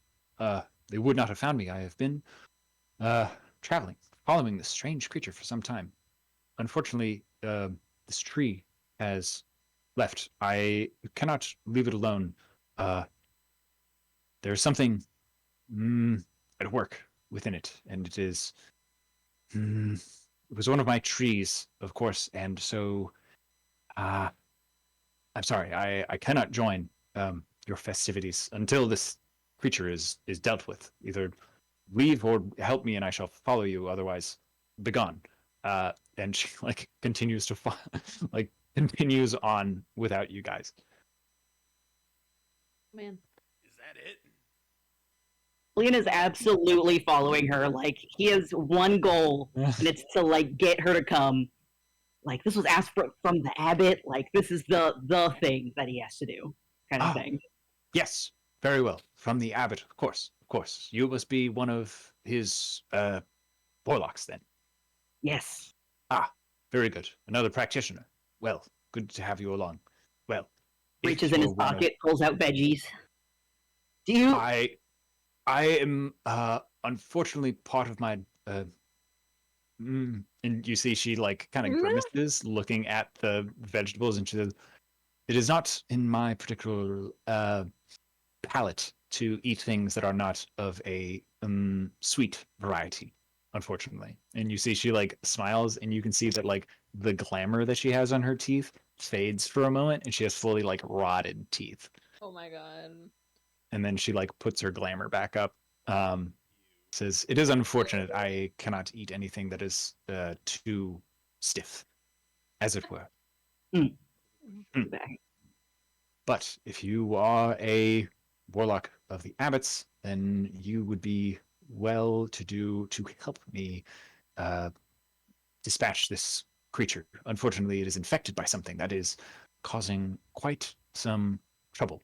If you and your friends are much more capable than I in martial prowess, a way that a humble witch like myself, who is more or less wanting the groves of this forest to not be infected as it is. Can you help?" Yes. Ooh, yes. Yes, Very good. Good. Well, have at it. And this is where I would have you guys roll initiative. You are effectively following this big, as you can see now, this like big tree ant thing. It's sort of, it's not like a full tree ant that some of you have seen. It's definitely like a sapling, but still like a large lumbering creature. It's like tall and looks like a sort of uprooted tree, but with obviously like a humanoid frame and like long fingers and arms and sort of like trudging through. But go ahead and roll initiative for me. I got a 22. Got a 5. I have a -1 to initiative. I just want everyone to know that. That Oh, sucks. the dex, yeah. Frig. Fun fact: I played a treant for my very first campaign. Oh, I got a 4. Damn. He was a big boy. What is it? A Groot? Think of like Groot, like Treebeard from Lord of the Rings. Treebeard. Yeah, so this is a big sort of like treebeard looking thing. Yeah. But like a sapling version. So it's kind of like twiggy and less like giant oak tree Yep. So kind of look. cute. Yeah. To go for more of the Spriggan from Skyrim, but I thought it'd be cool Wow. to be a fucking walking. Azealia would fucking love that. I got a nat 20. Damn. Hell yeah. Must be Yeah, brag nice. about it. Yeah, I got a 4. Good I got a stuff. 5. Well, I have So a a little... -1. Okay, so Oh, puppy. Gibby. Gib, gib, gib, gib. Oh, Gib is. He's so cute. Oh, little snugs. Your child that shits everywhere Aw, that's so and nice. eats all the Christmas presents while you're at dinner. No. um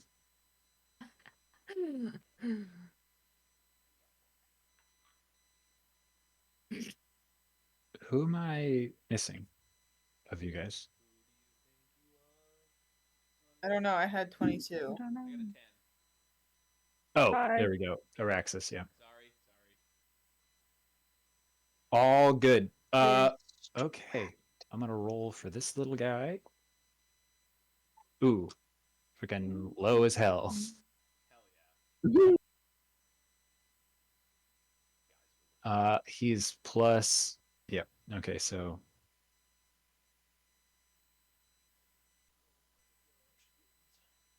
okay.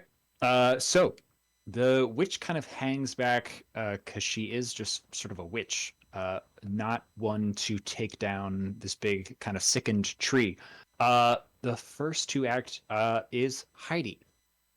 Uh, you are first to go.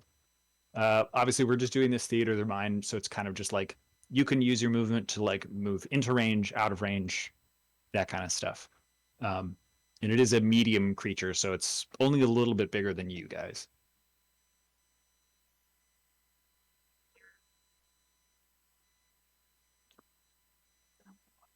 So, Okay. Heidi, Oh, sorry. yep, it's you. Sorry. I got distracted for a second. Um, so what I think I want to do is I have my little dart ranged weapon that I can use. Okay. So I want to try and trip this thing. So I Okay. want to like tie a little rope or like string or something to the dart and then like shoot it across like in front of its path. Can I Okay. do that? So Interesting. as it's moving along, I create a tripwire basically. Okay. Can I Interesting. do that? Yeah. I don't know if that would be a huge like you could do it with a dart, but I would say that would be instead of just like an attack roll, that would probably be sleight of hand Okay. to hook that up because you're trying to like whip a dart and then tie a tripwire for it. Mm-hmm. Oh I'll no. say DC 12 to do this. I got a 9. Ooh, okay. Yep. So you tie the dart to the rope, try and whip it across. It thuds into a tree, but as soon as you try and tighten it, the dart just like and pulls out. Um, Yeah. Good attempt, but it does get snarled up in the like footsteps of this thing because it is just gnarled tree roots. So it is now just sort of dragging this rope at this point. It's like sort of pulling you along at this point. It hasn't turned around to like even notice the rest of you guys. Um, Do we know if it's friendly or hostile? it seems neutral. It hasn't done anything except for sort of lumber along. Can I do an insight check? Yeah. Or it's like, I don't know. Trying to think. Hold on to that Okay. when we get to your Gotcha. turn. But next is going to be Elion. All right. Did the Granny Gumdrop tell us like what is the goal? Like, are we? Yeah. So she says it's more or less it was a tree that was sickened by I know not what, but it started to infect the rest of my grove, and so I made it leave. And because it's been traveling, it hasn't been able to infect anything else. But I more or less wanted to move it away and then uh, do something to make it stop and extract the sickness. Okay. Kill it if you must, but it is Okay. one tree in a forest of many. Of course. Would you say that we are within? I'm within 10 feet. Yeah, you can move up within 10 feet, sure. Okay, I'm gonna do that, and then I'm gonna use Fey Presence. Okay, sweet. That's a saving throw. Doo-doo. Use each creature in a 10-foot cube. As an action, you can cause each creature in a 10-foot cube originating from you to make a Wisdom saving throw against your Warlock spell save DC. Okay. The creatures And that fail are charmed or frightened by you, your choice, until the end of the next turn. okay, sweet. What is your save DC? It is Well, we have some real. 13. 14, 13. 13. Okay, cool. What kind of save? Wisdom or charisma? Archie, stop. Let me double check. Wisdom. Wisdom? Okay, sweet. That is cocked. Like, oh my god, I need my thing. That is a 20, unfortunately. Oof. What does it look like as you do your thing that unfortunately doesn't work as you reach out to like do this Fey presence? So Elian carries a staff. So I think he like holds on to both hands onto the staff and like closes his eyes and is like really trying to focus to like make this happen. Mm-hmm. And it's like starts to glow a little bit at the top of the staff. They're like trying to make it happen. Nice. Unfortunately, the magic doesn't seem to take effect as this treant continues to walk through. Araxis, that is you. And then it will be Ada.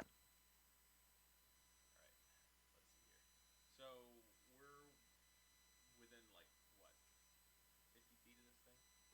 Yeah, it's basically theater of their mind. So it's just like, yeah, you can use your movement to get up to melee or stay out of range, that kind of stuff. Well, don't worry, guys. Old Araxis has got it from here. And he's gonna cast a guiding bolt. Okay, hell yeah. Which it uses visual or somatic components, but I like to use my mace for a lot of my shit. So he's just gonna Okay. flick it up into his hand, and he's just gonna like kind of like a wand. Hell yeah. See if it hits. For a 17. 17 hits. Let's go. Hell yeah. Guiding bolt smashes into this thing. 17. Hell yeah. This thing is looking pretty fucked up already. Smashes into this thing, burned by radiant damage, and you just hear like burning and crackling. And those of you that are close enough to it, you actually see that like this black kind of like sap or like ichor something Ugh. starts to like kind of like pour out of where the bark of this treant has been like burnt and cracked now. After Araxis, it's Ada. I'm gonna take my rapier and yeet it. Okay. Just go to stab into this guy. And that's a 6. 6. Pretty hard to get a solid strike with a rapier onto gnarled tree branches. So dinks off the bark of this treant, unfortunately. Any bonus action from you? Yes. Then I'm going to run at it with my dagger Okay. and carve a Dagger. little heart in it. Okay. Hell yeah. No roll needed for that. I think you're able to do that with your dexterity. Next is going to be the treant. Because you are the nearest to you, or to it, you see it kind of turns and slashes at you with these big, like clawed hands of it. That is a 19. That's going to hit you for 5 damage. Oh boy. And that is the tree's first attack. It also sees Alien. You are also in melee, correct? You're 10 feet away? Yes. Cool. Yeah. So it's also just going to take another attack. That is 17. Presume that hits. Can I? Is this one I can take a reaction? Yes, you can use a reaction. Do I need to take damage first? Is this going to reduce the damage? What are you trying to do? That's a good question.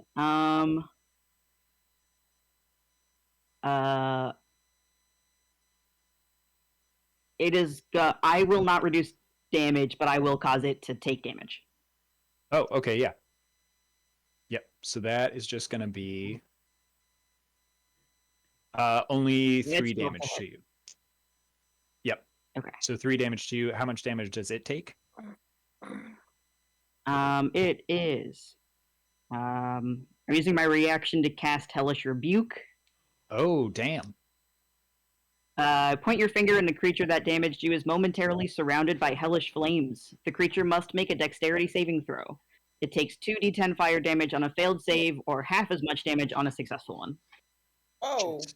Okay. It's a first level spell. I was shocked. Dex. Yeah. Dex save. Here we go. That's only an 11. All Go ahead and roll right. that freaking damage. That is 12 damage. Jesus. Fucking this thing up. Okay. Amazing. That thing is on death's door now. My God. I think Morel. in the background he says, "I'm sorry." Yeah. Tree fully just like engulfed in these flames for a moment, fully scorches any of the greenery that was left on it. Is just this sort of like cindered now or charred. But that is Morel. We're on to you. And then we'll be back up at the top of the order. Yeah. I am not used to playing a fighter. Holy crap. She can really just do like random smacks. You're really good at hitting stuff. I'm like, I'm gonna fucking Whoever hit just hits moonbeam. No, I'm not. No moonbeams. I'm gonna turn into a giant eagle Fuck you guys. with my. I hate Okay, but like I'm big gonna 8 do up high. I'm gonna use my great axe. Okay. Hell yeah. Yeah. Seems fitting for a tree. It is. I only got a 9. A 9, you cleave at this thing, but it does just sort of at the last moment sidestep just enough that you just like chop off one like twig of it as it goes by, but no actual damage, unfortunately. Bonus action. Oh, bonus action. Okay. I'm going Action to surge? No. If I'm going to you can immediately follow your attack with a bonus action. Making one attack against the target with your hooves. Ooh, hell yeah. I'm just gonna Ooh. hoof power, hoof power, hoof power. Patty 17. cake. Patty 17 Hoover. hits. Of course it does. No need to roll damage because it had 2 Oh. hit points. Okay. How do you take this thing down with your hooves? Stop. Not planning on that at all. How big is it? How tall? It's probably about as tall as you because you're half horse. This whole thing is maybe like 6 to 7 feet tall. Okay, so I'm just gonna like run up to it and just like, well, no, wait. Yeah, I'm gonna run up to it, turn around, and then kick it with my back feet, Oh, okay. and then it's Nice. Flips. and then Yeah. I'm gonna, yeah, So you're able to like kick this thing and it fully, after being charred by the hellish rebuke, you kick it and it almost like splits the treant in half and it fully like Cool.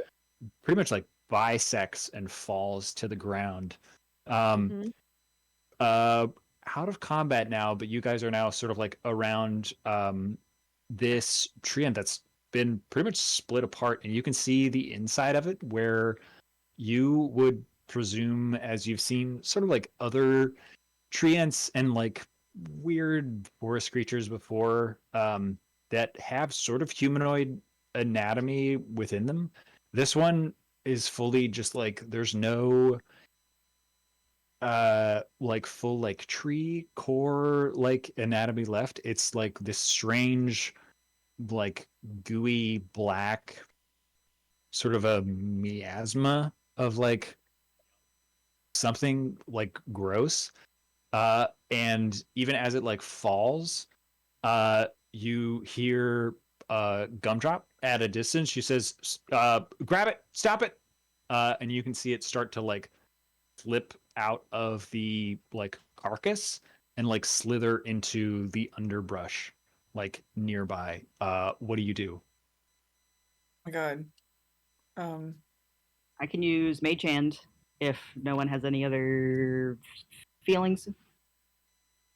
let's see if I have like a net or something we can catch it in.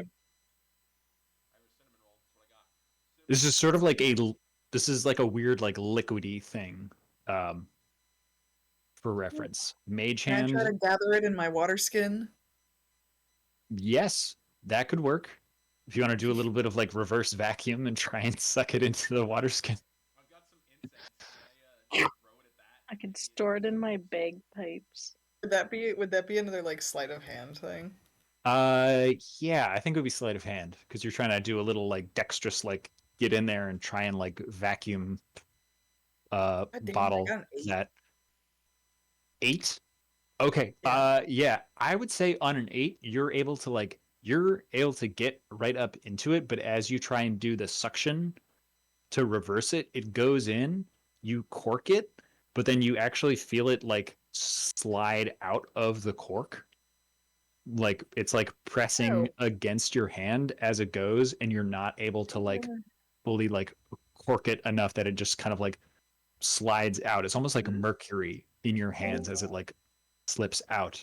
Um and it starts to fully like disappear into the woods. Can we like light it on fire or something? Could someone burn it? That doesn't You can try. Could I have my unseen servant collect it and carry it along with us? It is fully trying to like escape, and it's a weird miasma, like incorporeal sort of liquid thing. Um, I want to use my last spell slot, but I can. okay, what are you trying to do? Just hit it with another guiding bolt again. I would say as a cleric, seeing a weird dark miasma thing, hitting with a guiding bolt is probably the Probably the best uh solution. yeah, I think that would be your first instinct. That's a 22. 22 will absolutely hit this thing. Let's Uh it is vulnerable to radiant damage. 17 Nice. 17 becomes 32. This weird little like blob of black miasma fully just like explodes in a like burst of black and white roiling energy. And you see like Granny Gundrop like fully runs up and it's like, oh, well, that was I wanted to capture it for research, but perhaps that is not the case of what will. I can try to bring it back to life if you want. There is no need. Strange necrotic magic that was influencing uh, all of my pastries and pies. Well, nothing more can be done. I appreciate all of I your don't help. know. How would one capture that stuff, anyways? That is why I was confused, and unfortunately, I had no jars or pots that I brought with me. But a good attempt with the water skin. Um, Perhaps clever thinking, but not clever hands, as it were, or paws. I know not what you use. Anyways, and she like snaps her fingers, and you are all teleported to the edge of the like domain of the uh abbots, and she says, "May I have the what is it that you had? The envelope, the scroll invitation. One of you. Oh yes, yes, of course. Like, Ah. take it out. Wonderful. She reads it. There's like a sort of like a flash. This like glyph appears at her feet, and she says, "Ah, wonderful. Okay, good. I can be within the bounds for 24 hours. I appreciate all of your help in that small outing. Should you ever require a gift or service of a witch, you may find me within at least, say, a year and a day or more." And she walks away. Oh, okay. Granny, Uh, but so she leaves and just walks into the festival. You see her like meet with the abbot. They have this sort of conversation. Up to you guys what you want to do in this moment before the tapestry is revealed. What the fuck was that? I don't know. Did anyone else see that? Were there balloons? The balloons. I happened don't like 4 understand what's times. happening. What just happened? I, How did you I do that? literally don't know. I'm not touching anything. Yeah, that's so strange. Really It'd be funny. weird if it was voice activated, like "Happy Birthday," and then it does a bunch of balloons. Like I'm Yeah. That was literally so just sitting here. There's the Well, snare. We got there's the that. yeah. Like the Uh, weirdest thing I've ever seen. That okay. was cool. Anyways, what's happening? So you guys have a little bit of time to basically now that she's there, everyone's like in the mode to get ready to go to the uh main hall to see the unveiling of this tapestry. So this is kind of we have like a moment of downtime. If there's anyone that you want to like catch up with before we do this reveal, and we'll sort of end the session there.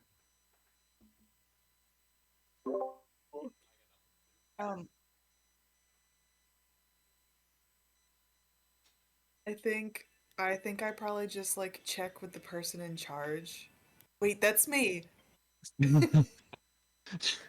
You come back and realize I've abdicated my duties for an entire afternoon. Going back, give me I'm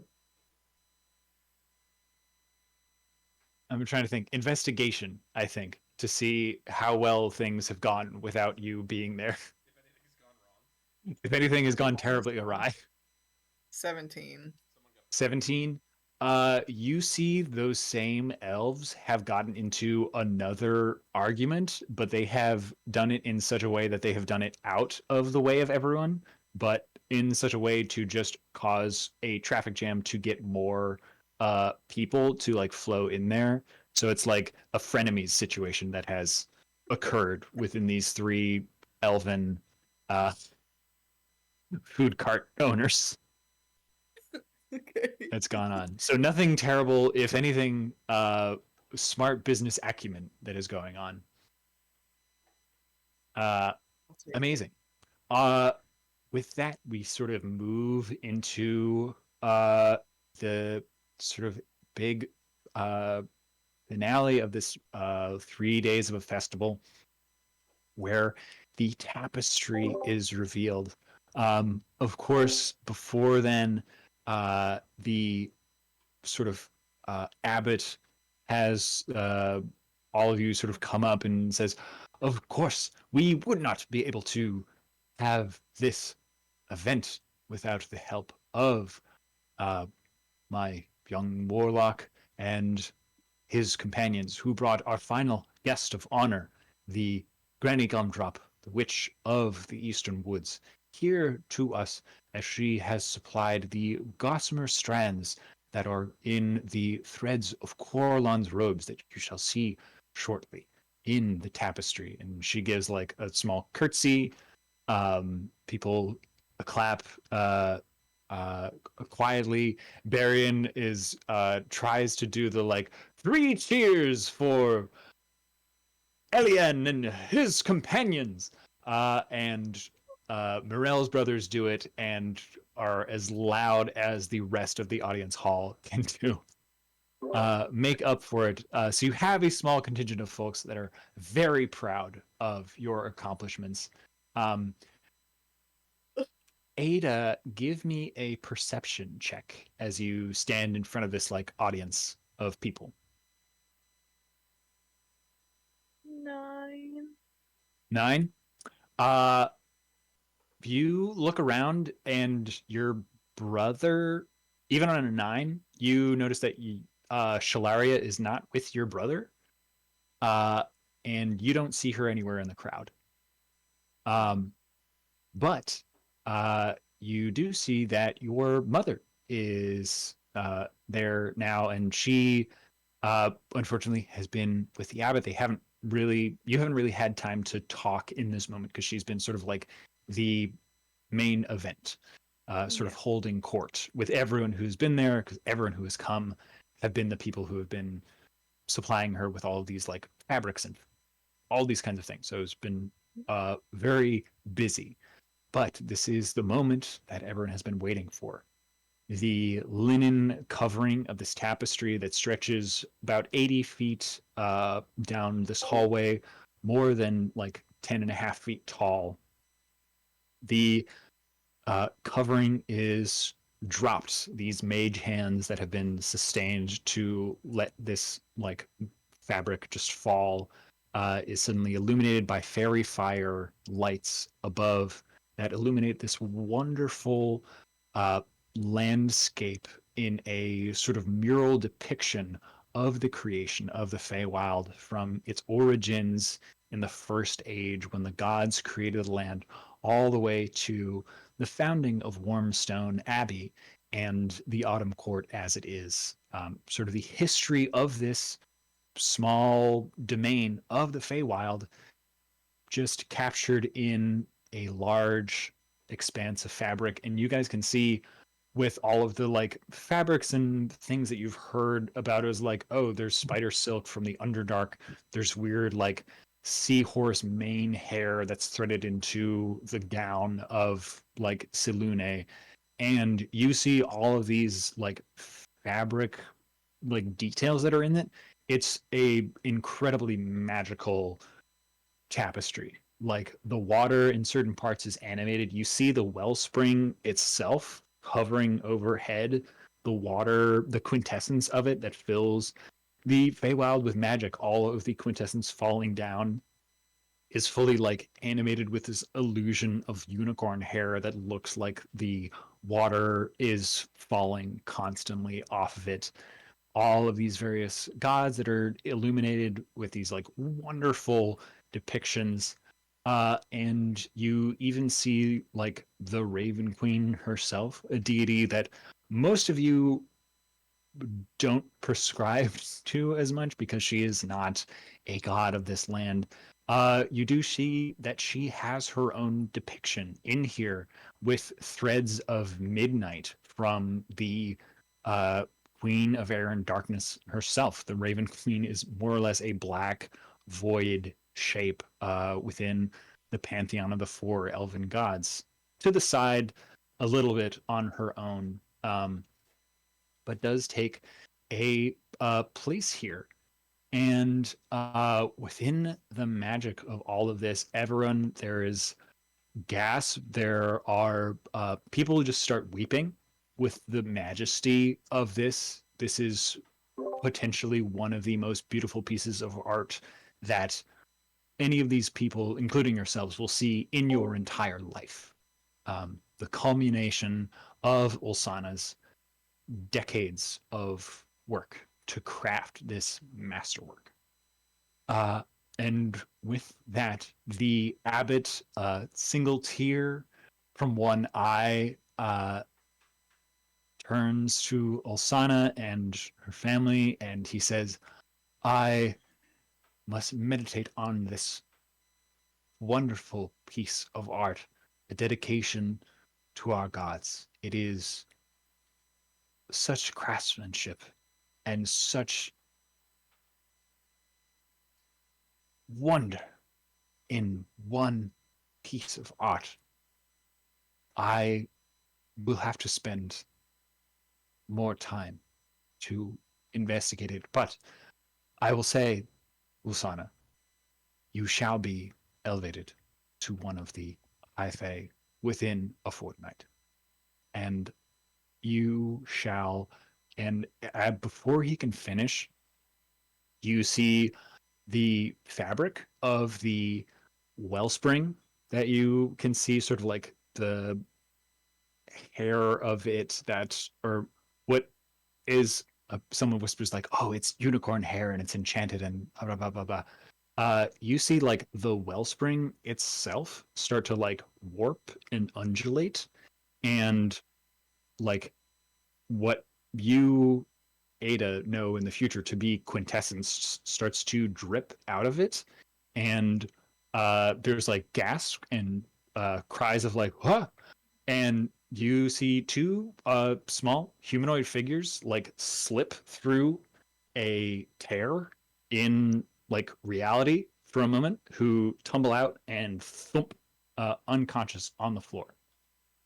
And there is a hush, and uh, one of the figures kind of like rolls over, and you see a mortal child from the material plane staring up at you uh, with terror and wonder. And that is where we're going to end That's crazy. this session. So, Wait, did it come out of? Wait, can you back up for a second? Did it Mhm. come out of the tapestry from the wellspring part of the tapestry? Is that what happened? yeah. Well, springs be like. Wait, you said two figures. Yes, a little. What you guys can see, because you're sort of in the front, it is a little half elf boy and girl, um, both in sort of like noble clothes, like very finely appointed, but just like, and just fell about 10 feet. And both the boy looks like he's unconscious. The girl, kind of looks up wide eyed.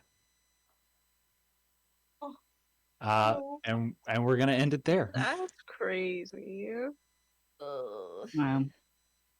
Yeah. Are they people that the Cluebridge Six have met or would know? I I was gonna ask. Also yeah. I don't valid think if I you could. don't want to tell us. I mean, I don't think I could tell you yes or no yet, because it's not something that Mm, either the Cluebridge Six would know or would not know. gotcha. But I mean, Interesting. you'll meet them in 2 weeks. Oh my god. Or we could meet them next week. I will not be here next week. Damn you. Yeah. Yeah. 6.5 dozen the other. Okay.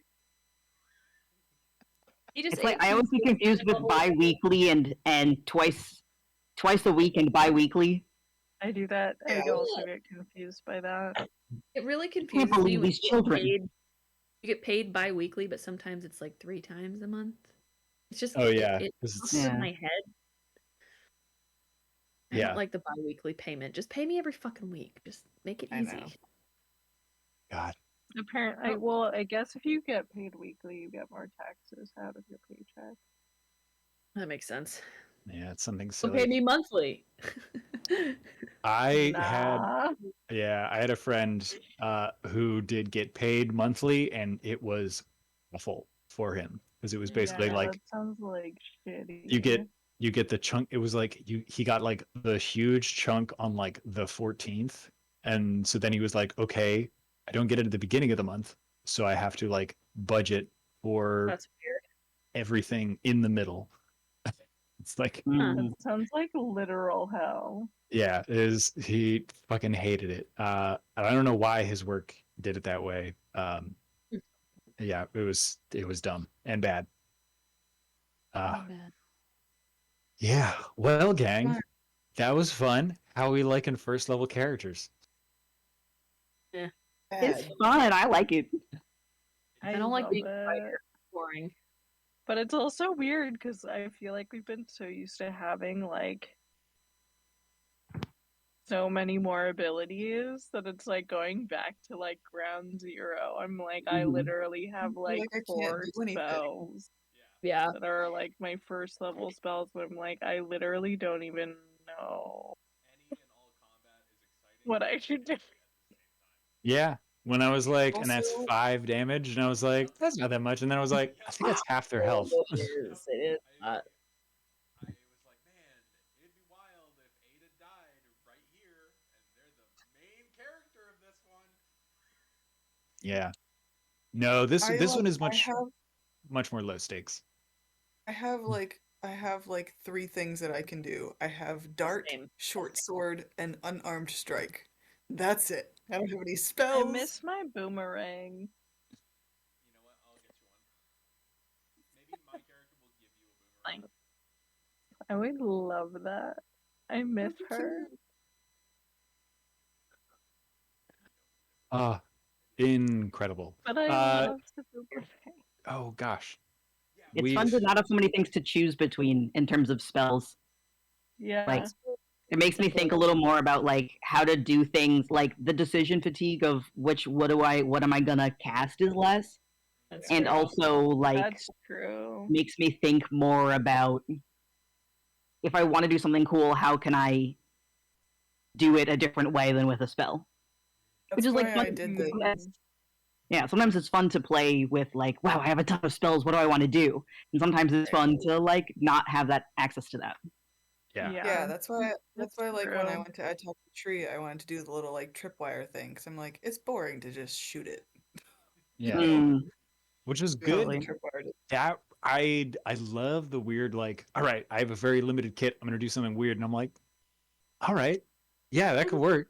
I mean, we had fucking Ian tie up a fucking spectator. He like lassoed it using a rope because he was like, I don't want to just stab this thing because it keeps shooting us with eye stalks. Can I use like my rope to tie up its eyes? And I was like, sleight of hand against its acrobatics, and dude fully just ended the fight because he got like a 27 versus like a 12 or something crazy because he was a rogue. Um, and so yeah, always love the wacky like I'm not just gonna hit it. I'm gonna try and do something weird with my kit. Um, Ian is always good for that, honestly. yeah, he did a lot of wacky like So creative. yeah. It's a very much like video game mindset where you're like, I have a huge Yep. kit. What kind of insane shenanigans can I do? Yep. When it's like, how would I do something weird in X game with this?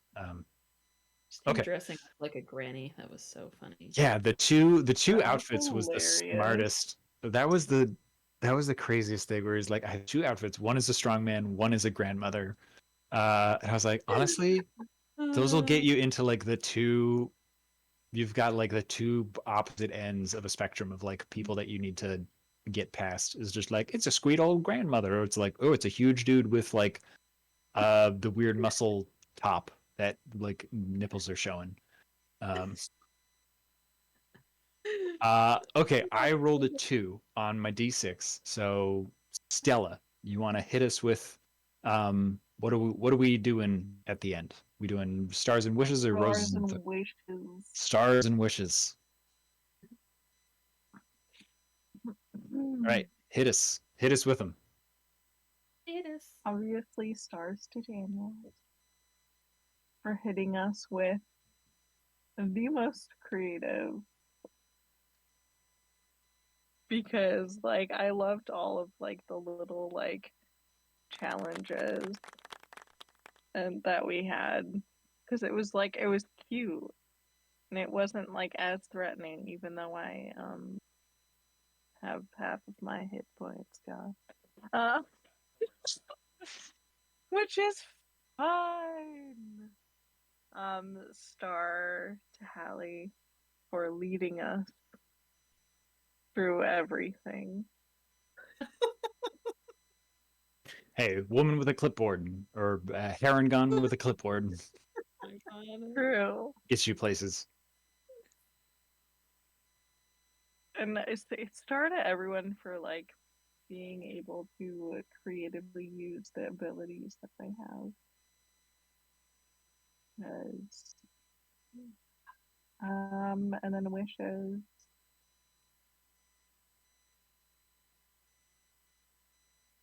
I don't know if I have like any real wishes, but I am curious to see if these people or these kiddos that have popped into the Feywild are people that we know, perhaps people that we've saved, Who perhaps can people that say? we've collabed with, you know? Um, I really want to also meet a weeping willow tree that is sad and depressed. Just a sad tree. Oh God. Can't say I have that in the books for this arc, but I'll put it That's I'll okay. I'll put it in my notes. It's just a hypothetical wish. It's Okay. not a demand, but I think it would be funny. It's fair. That's all. Okay. Do Haley. Oh boy. Okay. Yep. Stars. Oh man. Um, yeah, definitely Daniel for thinking up these things. The treant was interesting and fun. Um, Also tapestry. What the fuck? Wellsprings be like. Um, the jousting tournament was fun. I didn't expect to do that. Little ditty. I'm glad that I won. That was good. I was very scared that I wasn't gonna win, but it also would have made sense because I'm not that experienced. But um, wishes. I kind of want her brothers to come back in at some point and do something. I don't know. Yeah, my football team of a family. Yeah, truly. Oh my God. If I I just can saw a like, video a while ago of horses with a big old ball, and now I'm just imagining like that's the big like centaur sport is just like soccer, but with a huge ball. That's your peak, I Haley. I literally thought you were gonna say Large horses with ball. big old balls, and I was like, wow. Oh. Daniel's on the dark side of Reddit. Yeah, No, no, it was a TikTok, and it was a horse that was really happy because it had a giant like yeah. thing We in love a. those. It was We great. love those. You can I give a loved it. horse one of those in The Sims, and it just kind of flops over it, and it's so fucking funny. They love them so much. It's so cute. Oh, Oh, big old ball to play with. Makes him so happy. Makes me happy too, honestly. I yeah. remember they used to have those at the McDonald's play place, didn't they? Those big like ball to play with. Wasn't that somewhere in one of those? I don't know. I don't I remember. never really Remember? went to them. I remember there being big balls. Anyway, um, yeah, so that's my wish. It was fun to play a new character, although it's really weird to not be someone that has spells. Love that. It's very boring to me. Um, That's how I felt at the beginning, and I was like, Mm. just Yeah, when everyone else is casters. I'm gonna light this thing on fire, and I'm like, all right, I'm gonna swing my axe. Yeah. yeah, I like the hooves though. That's fun. Um, I'll pass it over to Seth. Hell yeah. Star. I mean, obviously to Daniel, duh. When does he not ever get a shiny star? Starboy. Starboy. I'm a Starboy. Anyway. Yep. Exactly. Exactly. Man, stars for the puns this session. That's what I was just thinking about actually. Rolling into 2024 with all of the puns. I loved it.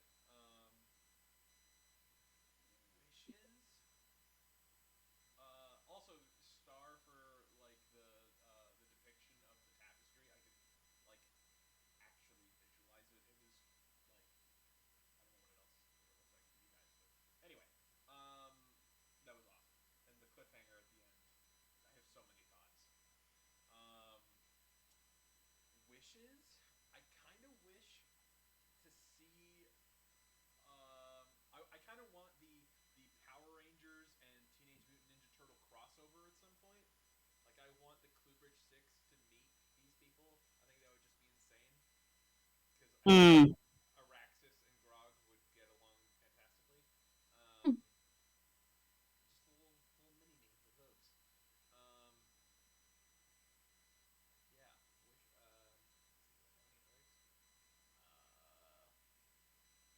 Pretty much it. That's all I got. More puns. Hell yeah.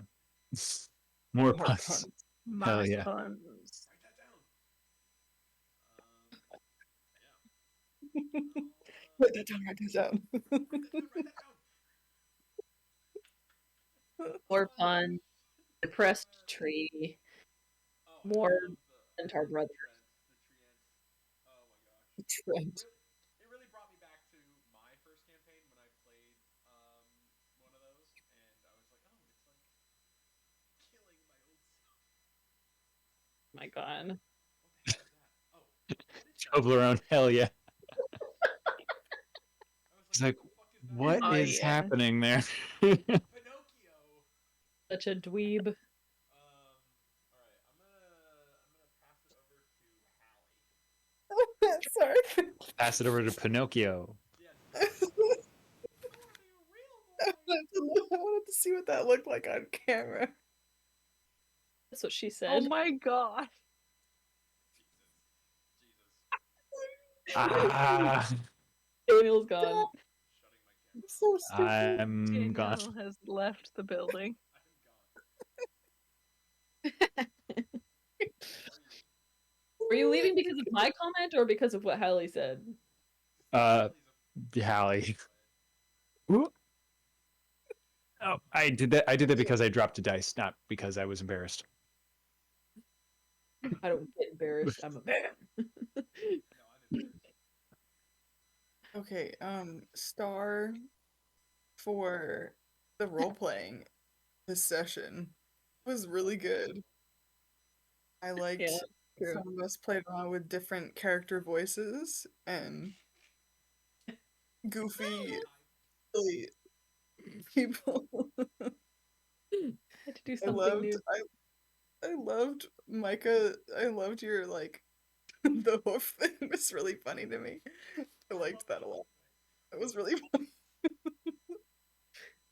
Like, I went in and out of consciousness for a second, and I came back to you talking about hooves, and I'm like, what are we talking about? I picked up what I was laying down. It was like it was not intentional, but it was like, fuck yeah, that's yep. That was good. That was good improv. I liked that. I appreciated that. I had trust and you then- that you'd pick up on it. Yep. And then wishes.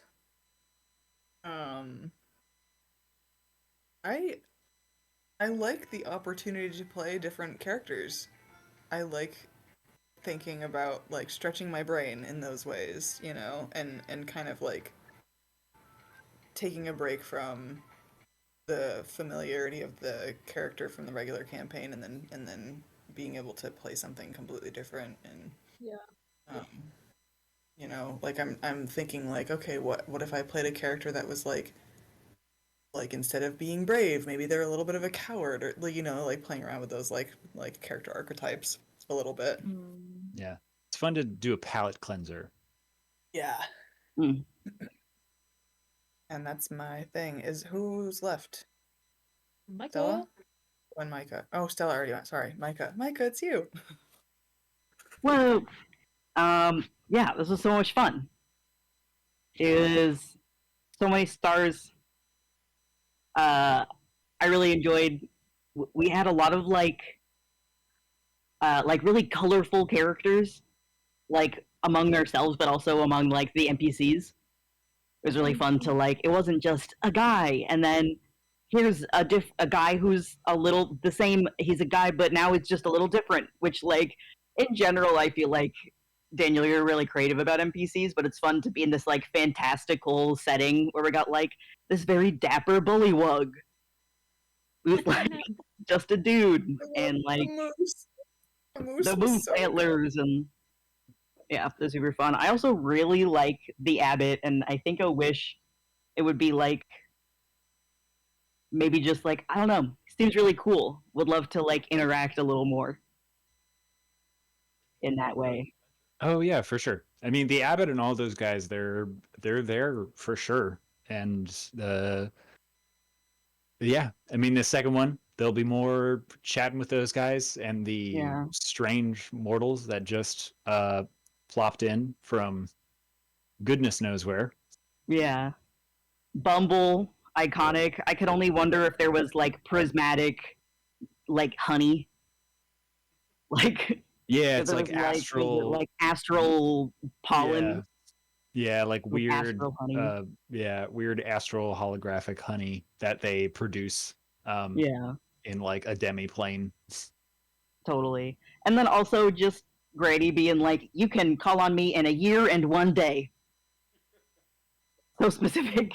Yeah, It's very good. gotta love the witch stuff where it's like, Yeah, yeah, not right now.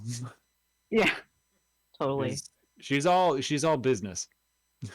Yeah. And then like not relevant to this session, but in general, I was wondering if there was interest in we've been playing together for a long time, so I was wondering if there was interest in like redoing the um lines and veils. So I feel like it's been a while since we've done that, and like I know that some of my like opinions on some of my like lines and veils have gotten more relaxed because I know people better. So there's probably things that like I would be more relaxed on now because I'm like, it's not a bunch of people that I haven't talked to in like 2 years. It's fair. So Yeah, I and always good yeah to just check in on people's like boundaries as things have maybe shifted over the past year and a half. yeah. I have a little superlative things that we did in the past, which will I remember that. yeah. So I can definitely I can send that out again, and we can do a little superlatives because that was very fun to be like person who most likely to be buried in an actual grave, most likely to ascend to godhood. I think was Zilia. Yeah. Um, to commit a war crime was Hogaz, who's not with the party. Um, 100%. Which is yeah, now Grog. yeah, yeah. It was great. Or I literally found a D100 list of like D&D specific superlatives, and I was like, "This is I love this." And so I think I yeah, just did this 10. is But yes, gonna be fun. I can absolutely do that for you guys. Um, That's what I said. yeah, I mean, in the canon, you did not. Zool blew up the ship. Uh, so you're Birthday. you're wanted for the crimes that were not entirely your fault. Um, His birthday. yeah, it's good stuff. Yeah. Yeah, birthday. So maybe next time, like the next time that it's been a really long time and we want another palate cleanser, I think I vote for Rock's like heist one shot. Yes, 100%. That is the one that we have left after this because it will be. I did find a fun thing, but I just hadn't had a point to implement it yet. But I think, or not, I think, but I know it will be able to be implemented next time we do a little one shot side adventure like this. Yeah. Um, No cool. rush on it because this is so fun and I'm like super excited for all this whimsical stuff and to like be in this environment some more. Like Hell yeah. yeah. Amazing. Agreed. Yeah, just I mean, when you're in the land of whimsy, you gotta have the straight man who, in the land of whimsy, is a dude who just straight up is like, "I'm not having a good time," like, or "I'm having a good time, but I'm being really aggro about it." Mm, the things for me. Yeah. Okay. Yeah. I am okay. So that's a 6. So Haley and Micah. Uh, Haley, go ahead and award the first inspiration for the gang. And then Micah, you will do the second. First inspiration. Oh man. Oh man. It's gonna go to Heidi for her dart. me my dart. Hell yeah. Thanks. Oh, well. Just holding onto the Toblerone, it's like, I could use this as a character prop. It is true. They're good. The dark chocolate one Um, is like, yes. Yes. God. I Toblerones love are marshmallows. so good. I'm gonna go to Alexis for being so aggro to that firefly. Hell yeah. Oh my god. He's a nice little firefly. He'll come back. Hell yeah. Me money. Of course he is. Of course he does. Of course somebody owes him money. That Oh my motherfucker. That motherfucker. Be ashamed of something happened to your wings. Oh my god. Hell yeah. Break your kneecap. Okay.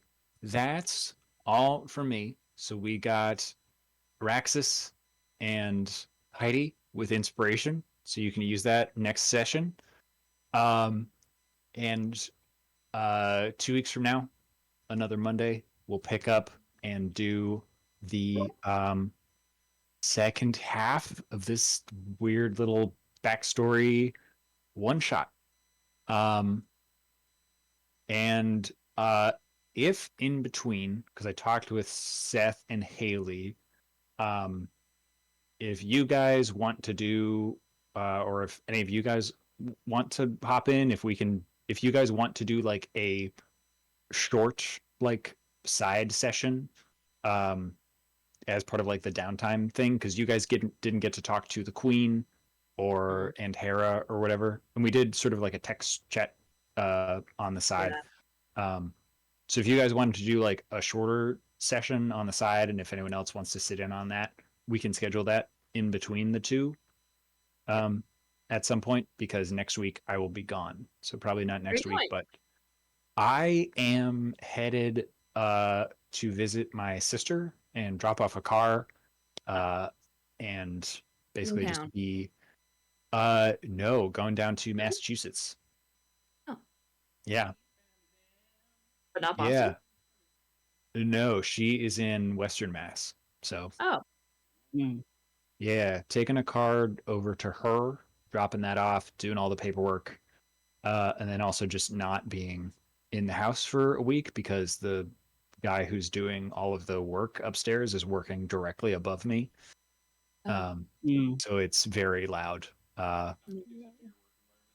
Yeah, not really. And also might be getting the downstairs linoleum redone, which I think you guys have seen in the past, and it's all peeling and bad, and so that might be getting replaced. Fingers crossed. Hope so. Yeah. Otherwise, yeah, it's also just like my first time taking off in a while. Well For an deserved. extended. It's important. Yeah, Yeah, and hopefully it'll just be some time to Brain break.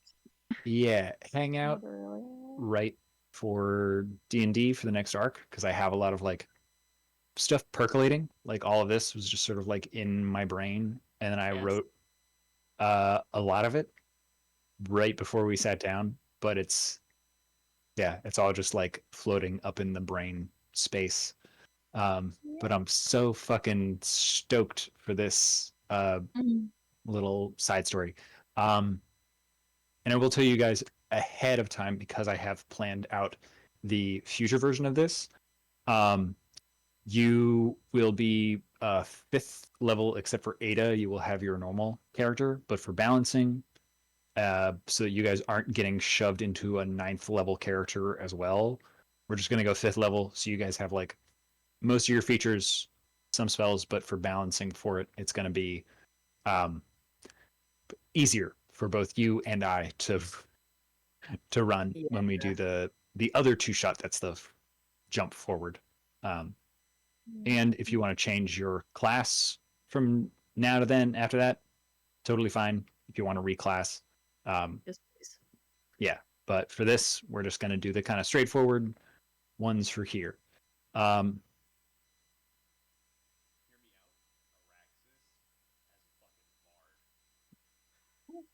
Oh my Yeah. god. I mean, up to you guys. It will also be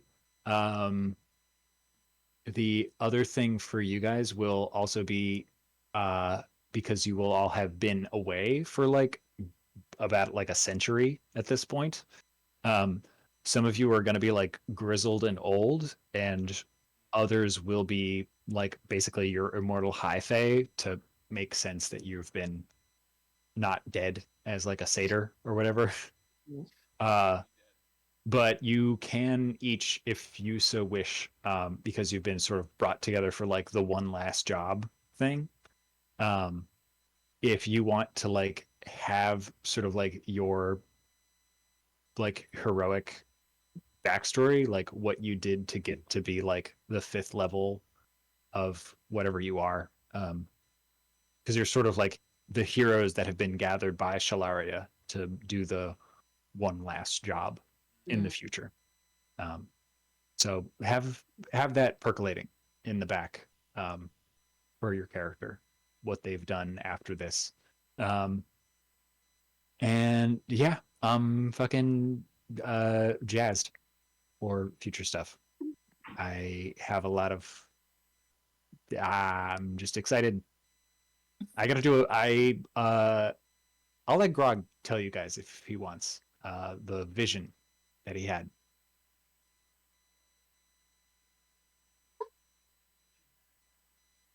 Yeah, when you prayed to Atlas, I think we did it via text thread.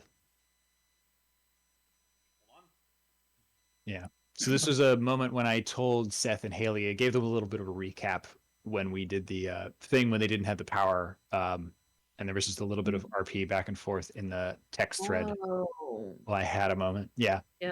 Okay. So For Grog, the like the winter's ball. yeah, because they missed the Winter's Ball. So that if we do like the shorter session, it'll basically be like a compressed version of the Winter's Ball for those guys. Forgot about. Yeah. We had the winter special. Yeah. And I got Let me to tell you, Zephyrus had a good night. I heard. yeah, Relax. Relax. Deladrian. Relax. Relax.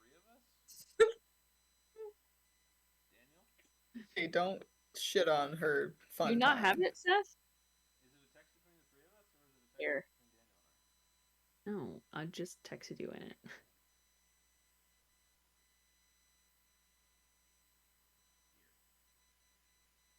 Scroll up.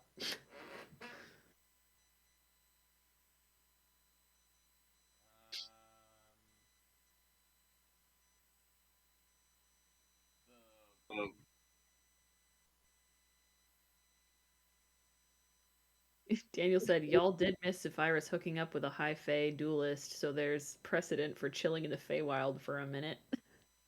And then Seth went like emojis. And Daniel said it was yeah, he goes back to your chambers after the ball if you invite him moment. And Seth sent us a laughing emoji and I said I'm sweating. I am sweating. What? All right. What do you mean? Did you delete it? I know. Oh, Daniel, you're muted. Okay. Do you want me to give you the quick recap of it? So basically Grog wanted to speak with Atlas, rolled religion asking he's pissed about finding out that his wife and comrades died, and Atlas not either providing insight or guidance. And I said two words boom into your head: seek vengeance. For a split second, you have a vision. Two humanoids stand with bloody blades atop a pile of corpses. Each figure has a glowing white eye. Your wife's body is intermingled with those of the legionnaires and strangers that the figures stand on. And then he rolled an insight check, 21. Brog recognized the figures, he is certain that they are two half elves that survived the assault on Enlas Anor. The twins are Haranar and Hathima Valkis. Each returned partially blinded, but the glowing eye appears to have replaced the ones that they lost. They were especially ruthless and left the Legion to pursue their own goals shortly after the war. Hmm.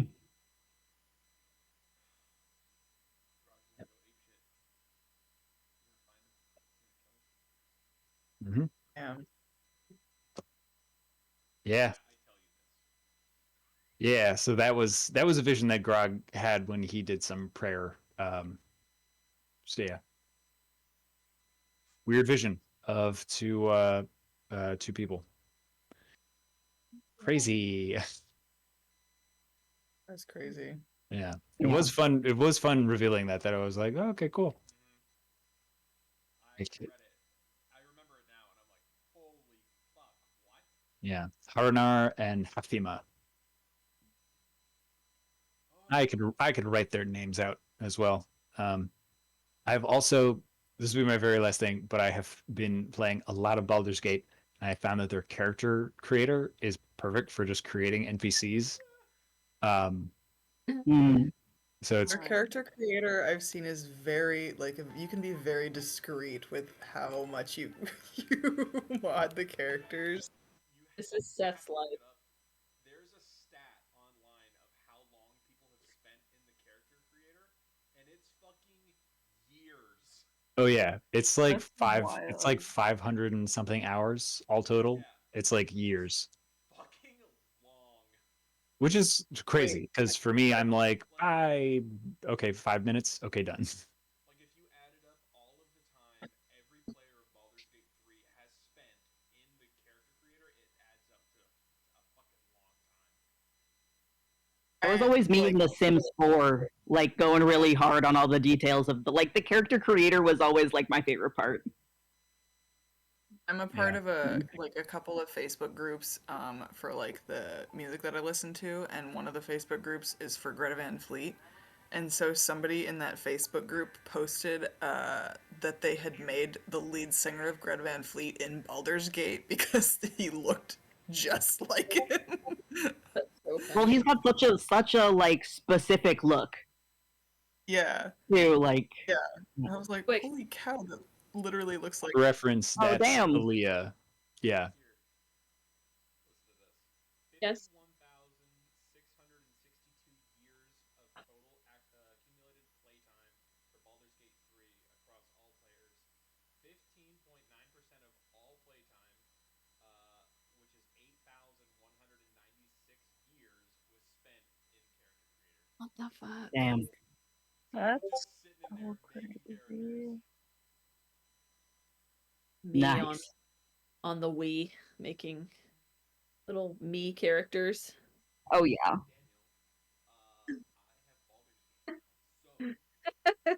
Hell yeah. So, I have too many hundreds of hours in it, but it's yeah, it's good. Yeah. So for reference, I am now going to be using it to make NPC tokens and portraits nice. Hell yeah. because it's Guess how many honestly better than any other silly thing. guess Yeah. how many hours there are in a year? Go. 525,600 minutes divided by 60. Don't do the Damn. math, just guess. Just guess. That's gonna be uh 5,000. Okay. two more than two. more than two. Yeah. Yeah, you win the Price is Right rules. I suck. What is No. it? There's 8,760. Damn. 5,000 was a good guess then. It was pretty good. Yeah, it was. Not bad. Stella, try holding up a peace sign. That didn't work. Yeah, there it is. What the heck? What? What the fuck? What? Wait, how did you... What the Fucking magic, bro. What? Uh-huh. What? Yep. What is happening? Now do a heart. Wait. Okay. I when don't did do you- it. Oh no. No? Not working. Didn't see heart. Do 2 thumbs up. Do 2 thumbs Haley, up. are you doing this? Do 2 thumbs up. It's like magic. This is literally like magic. Do this.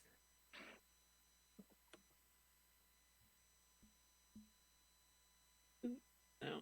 Do this again. There it is. There it is. It's kind of working. Oh Oh. my god. Her Does and not Stella just us. have like a crazy filter on? And then do I 2 peace literally signs. don't know. Hold on. That's so fun. I'm gonna do that one. And now do rock on with both of your hands. Like I think it's these, right? Okay. What the fuck? What the fuck? You're magic. Dude, okay, but actually though, that's like the Go. vibe today because at work, so Oh like my God. there's a room and the shower would not turn off. And like my coworker kept like twisting it, which is generally like because they sometimes get stuck because they're just a push thing because everything is like safe. And like I did the exact same thing that she did. And then as we were walking out, it turned off.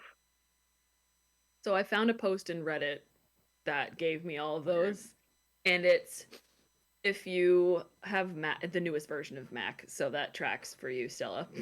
Oh, because you're using True. your gotcha. No, I haven't updated my computer yet, or else it would have worked. Wow. And I'm just here with a Yep. PC, Fun but I little got this feature. sweet ass resolution. I'm here Yeah, with you my do. ThinkPad work computer. We love it. Big. Thanks for showing up, Dad. Oh my god. That's so funny. Wait, do the rock Thanks on for one again. showing up. Do the rock on one again. I love the lasers. Oh, because it's the lasers from the like text messages thing. Yeah. Light show. I love that.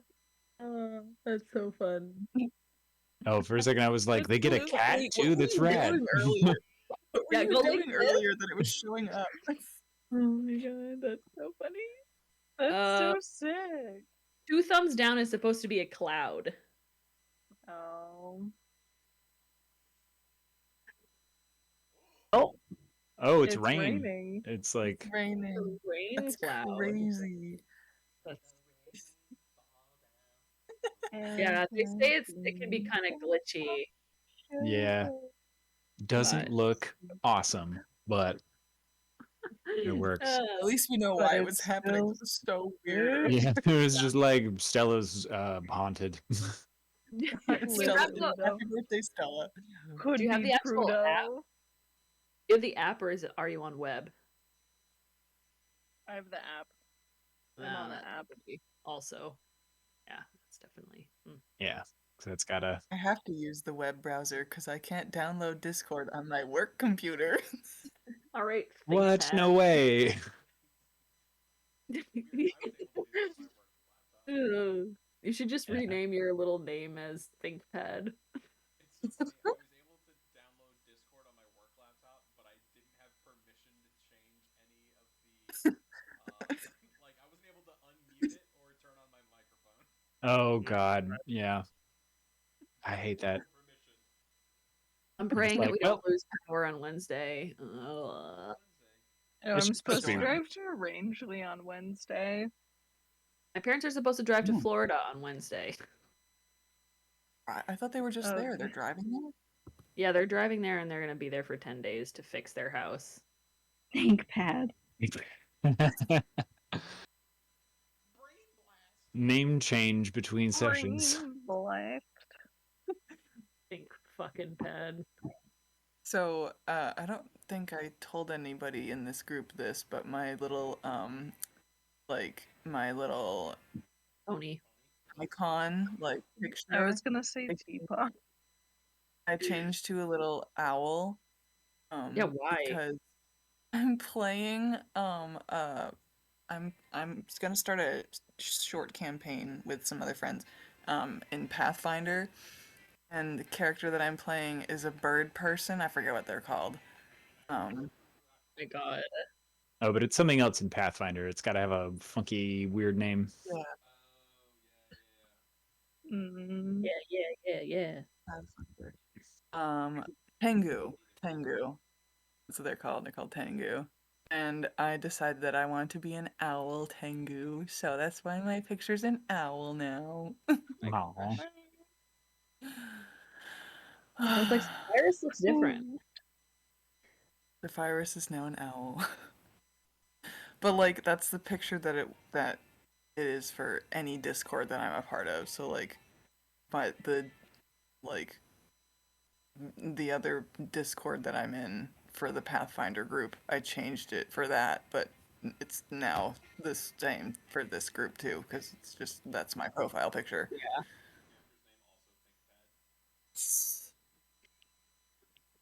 Oh my God. No, his name's Otto, the owl. Allie, they've been saying you look like an owl. Me? Seth got it. He said who? Ha Sorry. ha ha. My little cousins loved that the other day. They were dying. All right. Good night, Seth. Okay. Yeah, it's good. I Time for you guess to go you're to bed also too. going to bed, My Allie. lights. Oh my God, lights Good are already night. off. Incredible. Alexa said good night, think My lights pads. go off at 10 o'clock automatically. Oh What? shit, it's 10. Ah, Oh All right. my God. okay, gang. Good night. Okay, good night, y'all. Bye. Bye bye.